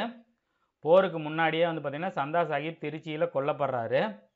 அன்வர்தி கானோட மகனான முகமது அலி திருச்சியில் இருப்பார். அவரை பிரிட்டிஷ் கூட்டிகிட்டு வந்து கர்நாடகாவோட நவாப்பா மாற்றுது. இதன் மூலமாக டியூப்ளே பதவி இழக்கிறாரு. பிரான்ஸுக்கு திரும்ப அழைக்கப்படுறாரு. டியூப்ளேவை தொடர்ந்து வந்த ஆளுநர் ஆங்கிலேயரோட பாண்டிச்சேரி உடன்படிக்கை போட்டு அவங்க பகுதியில் அவங்களுக்கு கொடுத்துடணும் அப்படின்னு சொல்லி புதிய கோட்டையெல்லாம் கட்டிக்கூடாது, விரிவாகக்கூடாதுன்னு சொல்லி ஒரு மாதிரி சுமூகமாக போகும்போது தான் 3ஆவது கர்நாடக போர் ஒலிக்குது. 3ஆவது கர்நாடக போர் ஐரோப்பாவில் நடந்த 7 ஆண்டு போர் காரணமாக இங்கே விட்டுச்சு. 3ஆம் கர்நாடக போர்னா 7 ஆண்டு போர். 1ஆம் கர்நாடக போர் அப்படின்னா ஆஸ்திரிய வாரிசுரிமை போர். இதெல்லாம் கேட்டிருக்காங்க, கேட்பாங்க. சரியா? இப்போ பிரெஞ்சு படை தளபதியாக கவுண்டி டி லாலி அப்படிங்கிறத நியமிக்கிறார். அவர் கடலூரை போய் செயின்ட் டேவிட் கோடையை கைப்பற்றிட்டு புஷிக்கு ஒரு இது போடுறாரு. புஷி எங்கே இருக்காரு? இங்கே பாருங்க, இங்கே இருக்கார், ஹைதராபாத்துக்கு பக்கமாக இருக்கார் புஷி, பிரெஞ்சு படை தளபதி. நீ என்ன பண்ணு, உன் பக்கம் இருக்கிறதுக்கெல்லாம் வந்து ஆங்கிலேயர்லாம் துரத்தணும், நீ வா அப்படின்னு சொல்லி கூப்பிடும்போது அவர் அந்த இடத்த விட்டுட்டு வரும்போது வட சர்க்கார் பகுதிகளை கைப்பற்ற ராபர்ட் கிளைவ் ஒரு ஆளை அனுப்புகிறார். அவர் கைப்பற்ற போகும்போது வந்தவாசி அப்படிங்கிற இடத்துல போர் நடக்குது. கவுண்டி டாலி, புஷி, பிரிட்டிஷர் சார்பாக அயர்கூட் 1760 ஜனவரி 22 வந்தவாசி அந்த இடத்துல தான் கவுண்டி லாலியோட படைகள் முற்றிலுமாக தோற்கடிக்கப்படுது. ஃப்ரெஞ்சோட படை பாதி அழியுது. இதை பிரிட்டிஷோட கை ஓங்கி போயிடுது. ஸோ கவுண்டி லாலி நாட்டுக்கு திரும்ப அழைக்கப்பட்டு சிறையில் அடைக்கப்பட்டு தூக்கிலிடப்படுறாரு. இந்த 7 ஆண்டு போர் பாரிஸ் உடன்படிக்கையின் பிரகாரம் முடிவுக்கு வருது 1763. அதன் பிரகாரம் வந்து பார்த்திங்கன்னா அவங்க கைப்பற்றின பகுதிகள் அவங்களுக்கு திரும்ப ஒப்படைக்கப்பட்டு குடியேற்றங்களை வலுப்படுத்தக்கூடாதுன்னு சொல்லும்போது இவங்க எதுவும் வலுப்படுத்தாமல் பிரெஞ்சு முற்றிலுமாக அதோட ஆதிக்கம் இந்தியாவிலேருந்து துடை தெரியப்படுது. இதுக்கப்புறம் பிரிட்டிஷ் மட்டும்தான். ஸோ 3 கர்நாடக போரையும் பார்த்தாச்சு. அடுத்து மைசூர் போர் வருது. மைசூர் போர் வரும்போது ஃபஸ்ட்டு 3 மைசூர் போரில் ஹைதர் அலி இருப்பார்.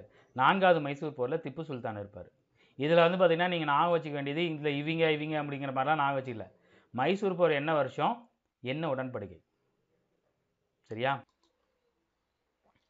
ஸோ ஆங்கிலேய மைசூர் போர் அப்படிங்கும்போது நான் சொன்ன மாதிரி தான் ஹைதர் அலி வந்து பார்த்திங்கன்னா பெரிய அளவில் வளர்ந்துருவார், சரியா?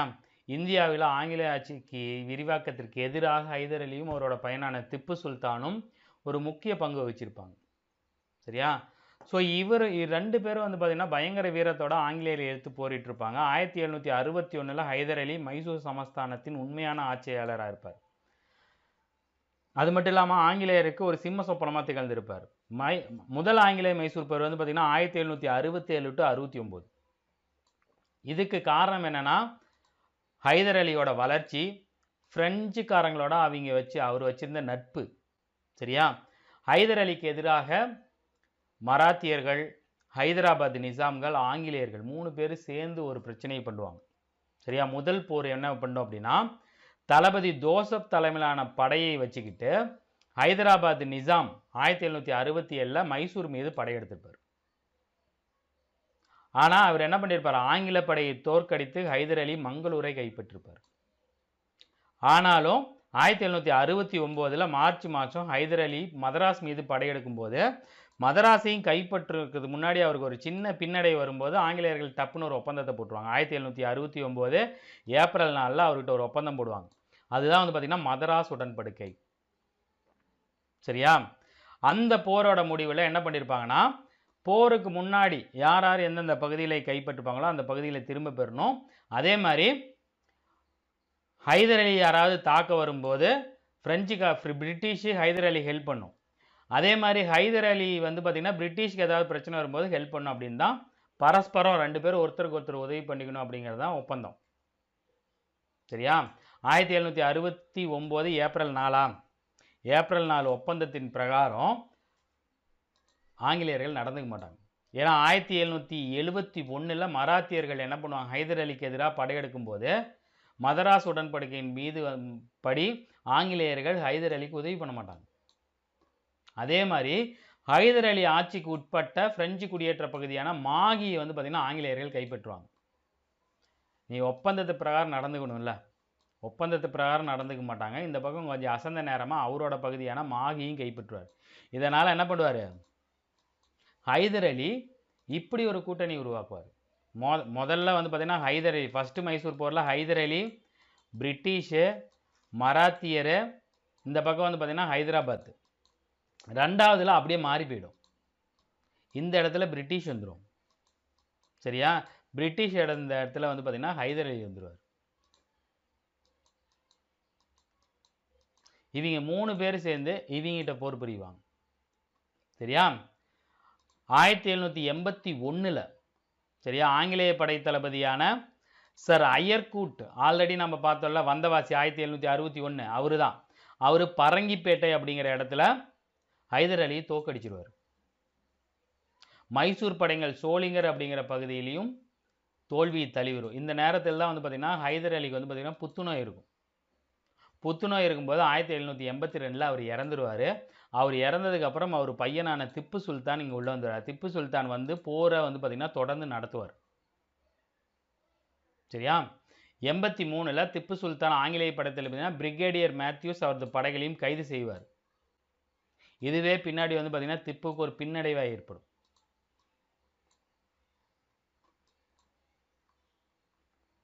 ஸோ இப்போ தான் வந்து பார்த்தீங்கன்னா என்ன பண்ணுவாங்க, இரண்டாம் மைசூர் போர் வரும் 80ல். சரி, 81லேருந்து 84 வரைக்கும் 4 வருஷம் அந்த போர் நடக்கும். அந்த போர் நடக்கல மங்களூர் அப்படிங்கிற இடத்துல 2 பேருக்கு ஒரு உடன்படிக்கை வரும். அதான் மங்களூர் உடன்படிக்கை 1884 மார்ச் 7. இந்த உடன்படிக்கையின் பிரகாரம் இரு பிரிவினரும் போரில் கைப்பற்றிய பகுதிகளை திரும்ப ஒப்படைப்பது அப்படிங்கிற மாதிரி மறுபடியும் அதே தான் வரும். சரியா? இந்த நேரத்தில் தான் வந்து பார்த்தீங்கன்னா வாரன் ஹாஸ்டிங்கோட என்ட்ரி. இந்த ஆள் என்ன பண்ணுவார், வலிமை மிக்க எதிரிகளான மராத்தியர் மற்றும் ஹைதர் அலியிலிருந்து பிரிட்டிஷ் அரசாங்கத்தை பாதுகாப்பார். அந்த சமயத்தில் அமெரிக்காவில் தங்கள் குடியேற்றங்களை பிரிட்டன் இழந்த போதிலும் வாரன் ஹாஸ்டிங் எதையுமே இந்தியாவில் இழக்கல. மாறாக இந்தியாவில் ஆங்கிலேய ஆட்சி பகுதிகளை ஒருங்கிணைச்சிருப்பார். இதைத் தொடர்ந்து 3வது மைசூர் போர் 1790 to 92 வரும். மங்களூர் உடன்படிக்கையில் என்ன சொல்லியிருப்பாங்க, 2 பேரும் ஒருத்தர் கைப்பற்ற பகுதிகளை எதுவும் பண்ணக்கூடாதுன்னு சொல்லுவாங்க இல்லையா. அவர் என்ன பண்ணுவார் அப்படின்னா, மங்களூர் உடன்படிக்கைக்கு பின் ஆங்கிலேயருக்கு எதிராக வெளிநாடுகளுடன் கூட்டணி அமைக்கும் பொருட்டு பிரான்ஸு, துருக்கி இந்த நாடுகளுக்கு திப்பு சுல்தான் அவரோட தூதுவர்களை அனுப்புவார். சரியா? ஆங்கிலேய கூட்டணியில் இருந்த திருவிதாங்கூர் சமஸ்தானத்தை திப்பு தாக்குவார் 89ல். ஸோ இதுதான் போருக்கான காரணங்கள். இப்போ வந்து பார்த்தீங்கன்னா மறுபடியும் மாறிடும். இந்த பக்கம் ஹைதர் அலிக்கு பதிலாக திப்பு வந்துடுவார். சரியா? திப்பு, பிரிட்டிஷு, மராத்தியரில் ஹைதராபாத் நிஜாம் 3 பேர் சேர்ந்து திப்பு சுல்தானை தாக்குவாங்க.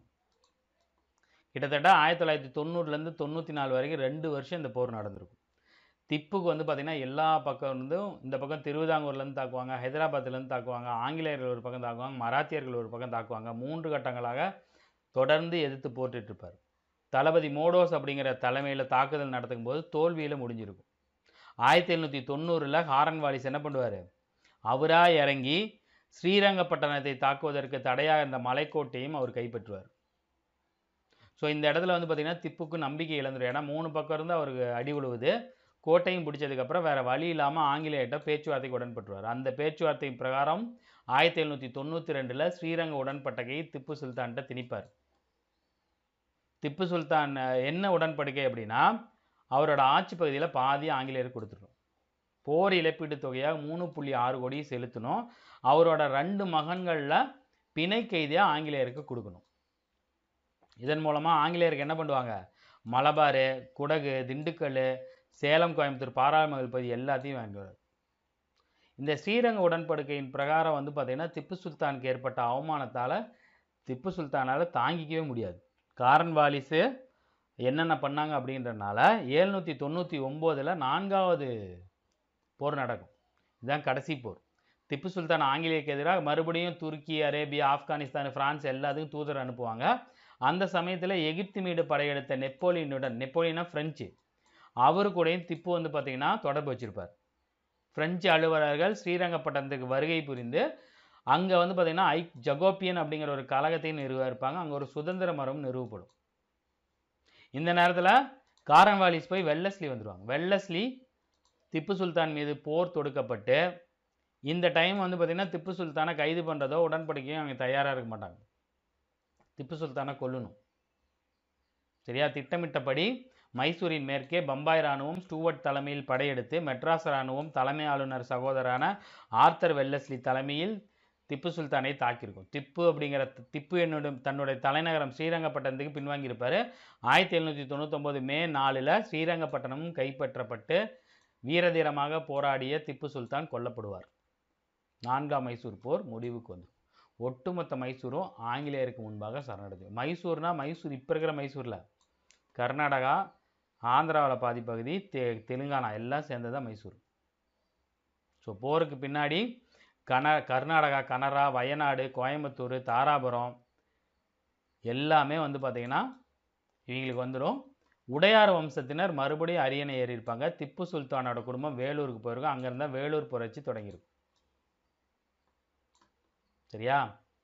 இப்போ இது கொஞ்சம் ஈஸி தான் நம்ம பார்க்கறது. ஸோ இதை பார்த்துருவோம். முதல் மைசூர் போர் இதில் யார் இருப்பா? இதுலேயே ஹைதர் அலி இருப்பார். இது ஹைதர் அலி பாதி இறந்து திப்பு வந்துடுவார். இது ஃபுல்லாக திப்பு, இதோட திப்பு இறந்துடுவார், டெத்து. 1767 டு 69 ஃபஸ்ட்டு வந்து பார்த்திங்கன்னா மதராஸ் உடன்படிக்கை.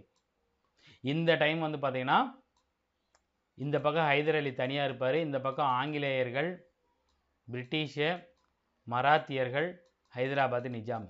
இந்த இடத்துல அப்படியே மாறிடும். பிரிட்டிஷு, ஹைதர் அலி, பிரிட்டிஷுக்கு எதிராக ஹைதர் அலி, மராத்தியர், அப்புறம் வந்து பார்த்திங்கன்னா ஹைதராபாத் நிஜாம். இது வந்து பார்த்திங்கன்னா மங்களூர் உடன்படிக்கை. அதை மட்டும் நான் வச்சுங்க போதும். மூன்றாவது மைசூர் போரில், இந்த மைசூர் போர் வரும்போது 80-81 திப்பு இறந்துருவார். 81 பக்கமாக அவர் புற்றுநோய் வந்து இறந்துருவார். 81லேருந்து எந்த வருஷம் இருப்பார்?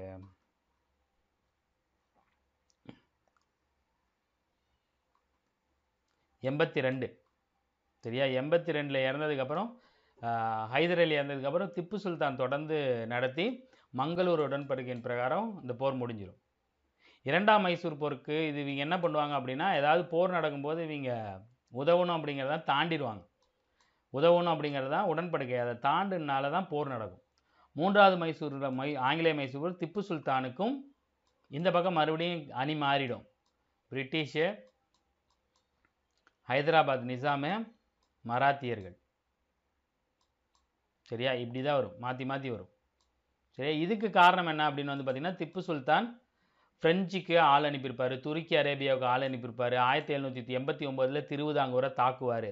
அதனால் என்ன பண்ணுவாங்க அப்படின்னா, இந்த போர் வந்து பார்த்திங்கன்னா பெரிய அளவில் நடக்கும். இந்த போரில் வந்து பார்த்திங்கன்னா வாரன் ஹாஸ்டிங் வந்துடுவார், காரன்வாலிஸ் வந்துடுவார். காரன்வாலிஸ் தான் வருவார். காரன்வாலிஸ் வந்ததுக்கப்புறம் என்ன பண்ணுவார் அப்படின்னா, நிறைய பகுதியில் கைப்பற்றி மங்களூரும் கைப்பற்றதுக்கப்புறம் வேறு வழி இல்லாமல் உடன்படிக்கைக்கு போகும்போது அவர் பகுதி பாதி பிடுங்கிட்டு அவர் இழப்பீடு தொகையை 3,60,00,000 ரூபா வாங்கிக்குவாங்க. இவங்க மேலே திணிக்கப்பட்ட உடன்படிக்கை வந்து பார்த்திங்கன்னா ஸ்ரீரங்க உடன்படிக்கை. இதனால் திப்பு சுல்தானுக்கு வந்து பார்த்திங்கன்னா அவமானம் தாங்க முடியாமல் 1799 மறுபடியும் என்ன பண்ணுவார்? இதே வேலையை பார்ப்பார்.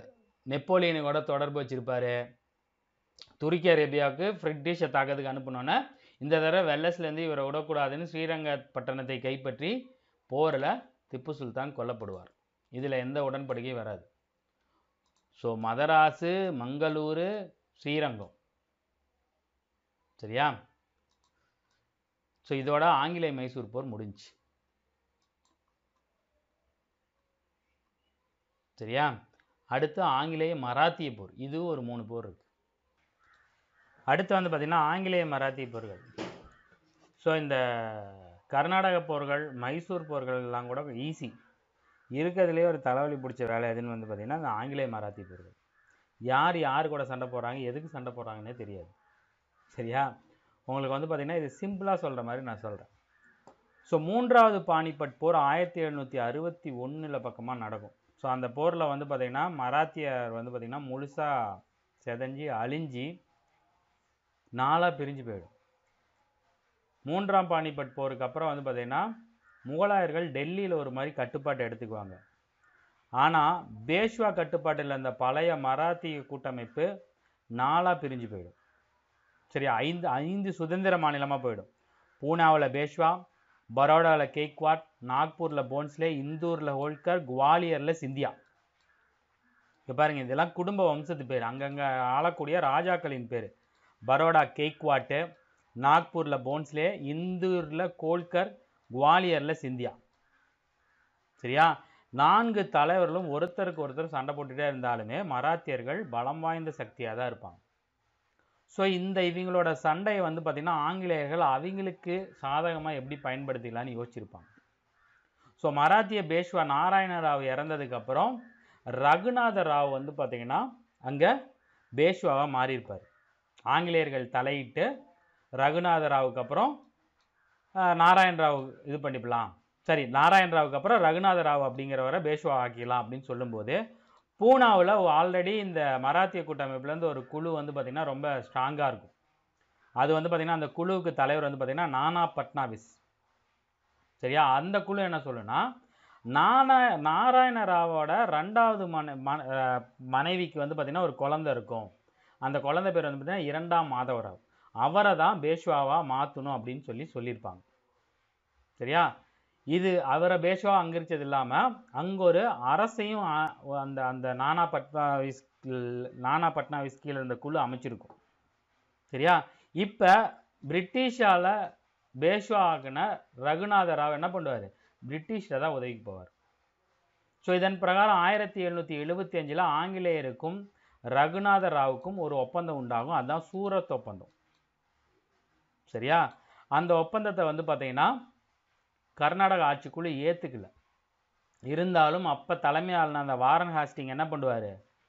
ஒரு சமாதான பேச்சுவார்த்தை நடத்தி பூனாவுக்கு வந்து பார்த்திங்கன்னா ஒரு கவுன்சிலை அனுப்பி அந்த கவுன்சில் மூலமாக ஒரு ஒப்பந்தத்தை போட்டுக்காங்க. அந்த ஒப்பந்தம் தான் வந்து பார்த்திங்கன்னா புரந்தர் ஒப்பந்தம் அப்படின்னு சொல்லுவாங்க. 1876 அந்த ஒப்பந்தத்துக்கு போனவர் வந்து பார்த்திங்கன்னா கர்னல் அப்டன். ஸோ பம்பாயில் அரசாங்கத்தின் எதிர்ப்பு காரணமாக அந்த ஒப்பந்தமும் நடைமுறைக்கு வராது. சரியா? மொத்தத்தில் 2 ஒப்பந்தம் போடுவாங்க, ரெண்டுமே நடைமுறைக்கு வராது. 1781 போர் நடந்துக்கிட்டே இருக்கும். வாரன் ஹாஸ்டிங் என்ன பண்ணுவார் அப்படின்னா கேப்டன் பாப்ஹாம் அப்படிங்கிற ஒரு தலைமையில் பிரிட்டிஷுக்கு துருப்புகள் அனுப்புவார். அங்கே மராத்தியர்கள் தலைவரான மகாதாஜி செந்தையா அப்படிங்கிறவர் பல போர்களில் தோற்கடித்து குவாலியரை கைப்பற்றுவாங்க. சரியாங்கப்பா? அதாவது இந்த கேப்பில் வாரன் ஹாஸ்டிங் குவாலியரை கைப்பற்றுறாங்க. குவாலியரில் யார் இருக்கிறாங்க? சிந்தியா இருக்காங்க. 1782 மே 17 வாரன் ஹாஸ்டிங் என்ன பண்ணுறாரு? மகாஜாதி சிந்தியாவுக்கு இடையே ஒரு ஒப்பந்தத்தை கையெழுத்துறாங்க. சிந்தியாவை தோற்கடித்து ஒரு ஒப்பந்தத்தை போடுறாங்க. அந்த ஒப்பந்தத்தின் பிரகாரம் நாங்கள் சொன்ன மாதிரி 2ஆம் மாதவராவ் பேஷ்வாவாக ஏற்றுக்கொள்ளப்படலாம். ரகுநாதராவுக்கு ஓய்வூதியம் கொடுத்துருங்க. பிரிட்டிஷ் அரசுக்கு சால்செட் பகுதியை கொடுத்துருங்க. சால்வே ஒப்பந்தம் பிரிட்டிஷாருக்கு செல்வாக்கு இருக்கு. அதாவது இந்த ஒப்பந்தம் தான் சால்வே ஒப்பந்தம். முதலாவது ஆங்கிலேய மராத்தி போர் சால்வே ஒப்பந்தத்துக்கு ஏற்ற மாதிரி முடிஞ்சிருக்கும். அது வந்து பார்த்திங்கன்னா வாரன் ஹாஸ்டிங்ஸுக்கும் மகாஜாதி சிந்தியாவுக்கும் இடையே ஏற்பட்ட ஒப்பந்தம். சரியா? இதோட முதலாவது ஆங்கிலேய மராத்தி போர் முடிஞ்சிடும். அடுத்து வந்து பார்த்தீங்கன்னா 2ஆம் மராத்திய போர். அதற்கு முன்னாடி சில உள்நாட்டு விவகாரம் இருக்கும். இங்கே பாருங்கள், இந்த ஆங்கில மராத்திய போர்களில் யார் யாருக்கு சண்டை அப்படிங்கிற மாதிரி நிறைய கேள்விகள் வரல. யார் கடைசி பேஷ்வாவாக இருந்தார், அது என்ன வருஷம், எந்த உடன்படிக்கையின் பிரகாரம் அது முடிஞ்சிச்சு அப்படிங்கிறதுல மட்டும்தான் நீங்கள் கான்சென்ட்ரேட் பண்ணணும். ஏன்னா போருக்கான காரணம் நிறைய இருக்கும். சரியா? இப்போ வந்து பார்த்திங்கன்னா முதல் மராத்திய போர் முடிவில் வந்து பார்த்திங்கன்னா மராத்தியர்களோட உள் விவகார பிரச்சனை மேலும் மோசமடைஞ்சிருக்கும். நானா பட்னாவிஸ் அப்படிங்கிறது பூனேவில் இருந்த குழு ஆல்ரெடி நம்ம பார்த்துருப்போம். அவங்களோட அதிகாரம் அதிகமாக இருக்கும். மகாதாஜி சிந்தியாவுக்கு வந்து பார்த்திங்கன்னா இது பொறாமையாக இருக்கும். சரியா? இதனால் மகாஜாதி சிந்தியா என்ன பண்ணுறாருன்னா ஆங்கிலேயர்கிட்ட வாங்கிக்கலாம் ஆதரவை அப்படின்னு ட்ரை பண்ணிட்டு இருப்பாங்க. சரியா? இன்னொன்று, இந்த முதல் மராத்திய போர் முடிவில் வந்து பார்த்திங்கன்னா இளம் பேஷ்வாவாக அங்கீகரிக்கப்பட்டவர் 2ஆம் மாதவராவ். அவர் மராத்தியர்கிட்ட ஒரு நல்லுறவை மேற்படுத்த ட்ரை பண்ணியிருப்பார். இந்த நேரத்தில் வந்து பார்த்திங்கன்னா எல்லா தலைவர்களும் ஒருத்தருக்கு ஒருத்தர் சண்டை போட்டுட்டு இருப்பாங்க. மகாஜாதி சிந்தியா 1794 இறந்துருவார். அவர் இறந்ததுக்கப்புறம் தௌலத் ராஜ் சிந்தியா வந்துடுவார். சரியா? பூனேவில் நானா பட்னிசாவோட செல்வாக்கும் குறைஞ்சிடும். சரியா? ஆங்கிலேயர்கள் இதை பேஸ் பண்ணி சரி மகாராஷ்டிரா பூனா இந்த பக்கம் வந்து அவங்க செல்வாக்கு அதிகம் பண்ணலான்னு நீங்கள் ட்ரை பண்ணும்போது 2ஆம் மாதவராவ் தற்கொலை பண்ணிக்குவார். அவர் ஏன் தற்கொலை பண்ணிக்கிட்டான்னு கொடுக்கல. அப்போ 2ஆம் மாதவராவ் தற்கொலை பண்ணிட்டோன்னா முன்னாடி இருந்தார்ல ரகுநாத ராவ், அவரை தான் வந்து பார்த்திங்கன்னா பேஷ்வாவா பண்ணுன்னு சொல்லியிருப்பாங்க வெள்ளைக்காரங்க. அவரோட வலிமையற்ற மகனான 2ஆம் பாஜிராவ் பேஷ்வா ஆகிறார். 2ஆம் பாஜிராவ் தான் கடைசி பேஷ்வான்னு நினைக்கிறேன். சரியா? இந்த தருணத்தில் நானா பட்னாவிஸு இறந்தது பிரிட்டிஷாருக்கு இன்னும் இதாக போச்சு. பாரு, மகாஜாதி சிந்தியா இறந்துட்டாரு, மாதவராவ் இறந்துட்டாங்க, நானா பட்னாவிஸும் இறந்துட்டாங்க. கடைசியாக இருக்கிறது மாதவராவ் தான். 2ஆம் மாதவராவ் பேஷ்வா தான் இருக்காங்க. இந்த பக்கம் மகாஜாதி சிந்தியா இருந்தான்னா அவரோட பையன் ஒருத்தர் இருக்காரு. சரியா? இந்த பக்கம் வந்து பார்த்தீங்கன்னா ஹோல்கர் ஃபேமிலியும் ராவ் சிந்தியா ஃபேமிலியும் ஒருத்தருக்கு ஒருத்தர் சண்டை போடுறாங்க. இந்த சண்டையை பேஷ்வாவால் தடுக்க முடியல. அப்போ யாருக்காவது ஒருத்தருக்கு வந்து ஆதரவு கொடுக்கணும் அப்படின்னு சொல்லிட்டு 2ஆம் மாதவராவ் சிந்தியாவுக்கு ஆதரவு கொடுக்குறாரு. சரியா? அங்கே பாருங்க, 4 குடும்பமாக பிரிஞ்சிருக்கும். சரியா? பூனாவில் பேஷ்வா, நாக்பூரில் போன்சே, இந்தூரில் கோல்கர், குவாலியரில் சிந்தியா. குவாலியர் இந்தூர் தான் அடிக்கடி மோதிக்கும். சரியா? அப்போ குவாலியரில் இருக்கிற சிந்தியா, மகாஜாதி சிந்தியாவோட பையனான தௌலத் ராவ் சிந்தியாவுக்கு ஆதரவு கொடுக்குறேன் அப்படின்னு சொல்லும்போது என்ன பண்ணுறாரு, இந்த இடத்துல ஹோல்கர் என்ன பண்ணுவார், சரி எனக்கும் பேஷ்வாவுக்கும் சிந்தியாவுக்கும் எதிராக 1802 படையெடுத்து போய் பேஷ்வாவோட படையை தோக்கடிச்சிடுவார். இப்போ பேஷ்வாவுக்கு ஆதரவே இல்லை. ஸோ இரண்டாம் பேஷ்வா வேற வழி இல்லாமல் அப்போ வெள்ளைக்காரன் தலைமை ஆளுநர் இருந்த வெல்லஸ்லி கிட்ட போவார். வெல்லஸ்லி என்ன பண்ணுவார், ஒரு ஒப்பந்தம் போடுவார். அந்த உடன்படிக்கை தான் பஸ்லின் உடன்படிக்கை. சரியா? இந்த உடன்படிக்கையின் பிரகாரம் பேஷ்வா துணைப்படை திட்டத்தை ஏற்றுக்கணும். துணைப்படை திட்டம் என்னங்கிறது நான் பின்னாடி வரேன். சரியா? துணைப்படை திட்டத்தை ஏற்றுக்கிட்டதுக்கு அப்புறம் ஆங்கிலேயர் வெல்லஸ்லியோட உதவியோட மறுபடியும் பாஜிராவ் படையெடுத்து போய் ஹோல்கரை அழிச்சிருவாங்க. சரியா? இதுக்கப்புறம் பிரச்சனை இல்லைங்கிறப்ப இப்பதான் பிரச்சனை வரும். இரண்டாம் மராத்திய போருக்கான காரணங்கள். சரியா? அதாவது பேஷ்வா துணைப்படை திட்டத்தை ஏற்றுக்கிட்டதுக்கு அப்புறம் தௌலத் ராவ் சிந்தியா, ராகோஜி போன்ஸ்லே இவங்க 2 பேரும் தனியா போய் சுதந்திரத்தை காப்பாற்றலான்னு ட்ரை பண்ணுவாங்க. ஆங்கிலேய ராணுவம் வெல்லஸ்லியோட தலைமையில் அஸ்லே மற்றும் அரக்கான் பகுதியில் சிந்தியா மற்றும் போன்ஸ்லே ஆகியோரின் கூட்டுப்படைகளை தோற்கடிச்சு. இங்க பாருங்க, தௌலத் ராவ் சிந்தியா இப்ப ஹோல்கரை தோற்கடிச்சிட்டாங்க. சரியா? அப்ப இரண்டாம் பாஜிராவ் துணைப்படை திட்டத்தை ஏத்துக்கிட்டாரு. ஸோ இரண்டாம் பாஜிராவ் துணைப்படை திட்டத்தை ஏற்றுக்கிட்டாரு, ஹோல்கரை கொண்டாங்க. அப்போ பேலன்ஸ் அது யாரு? இரண்டாம் பாஜிராவோட துணைக்கு இருந்த சிந்தியா அப்புறம் போன்ஸ்லேன்னு இருக்காங்களா, அவங்க 2 பேரும் சரி இரண்டாம் பாஜிராவ் இந்த மாதிரி துணைப்படை திட்டத்தை ஏற்றுக்கிட்டனால மராத்திய சுதந்திரத்தை நாம் பாதுகாப்போம்னு சொல்லிட்டு வெல்லஸ்லிகிட்ட சண்டைக்கு போறாரு. வெல்லஸ்லி சிந்தியா, போன்ஸ்லே 2 கூட்டுப்படைகளையும் தோற்கடிச்சிடுறாரு. சரியா? இந்த வெற்றிக்கு பின்னாடி பார்த்தீங்கன்னா சிந்தியாவுடன் சுர்ஜித் அர்ஜிகான் ஒப்பந்தத்தையும் போன்ஸ்லேவுடன் தியோகான் ஒப்பந்தத்தையும் 1803 ஆங்கிலேயர் செய்துக்கிறாங்க. இது ரொம்ப முக்கியம். இது பெருசா இந்த ஒப்பந்தம்லாம் முக்கியம் இல்லை. சரிங்களா? இந்த பஸ்ஸின் உடன்படிக்கைன்னு வருதுல, அதுதான் முக்கியம். சரியா? ஆனா போர்ல ஈடுபடாத ஜஸ்வந்த் ஹோல்கர், இங்க பாருங்க,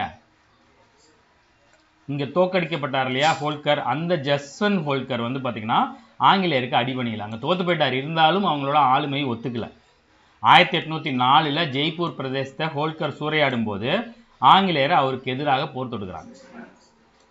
சரியா? ஆங்கிலேயர்கள் யாருக்கு எதிராக? யஷ்வந்த் ராவ் ஹோல்கருக்கு இந்திய ஆட்சியாளர்களை ஒருங்கிணைத்து ஒரு கூட்டணி உருவாக்க ட்ரை பண்றாரு.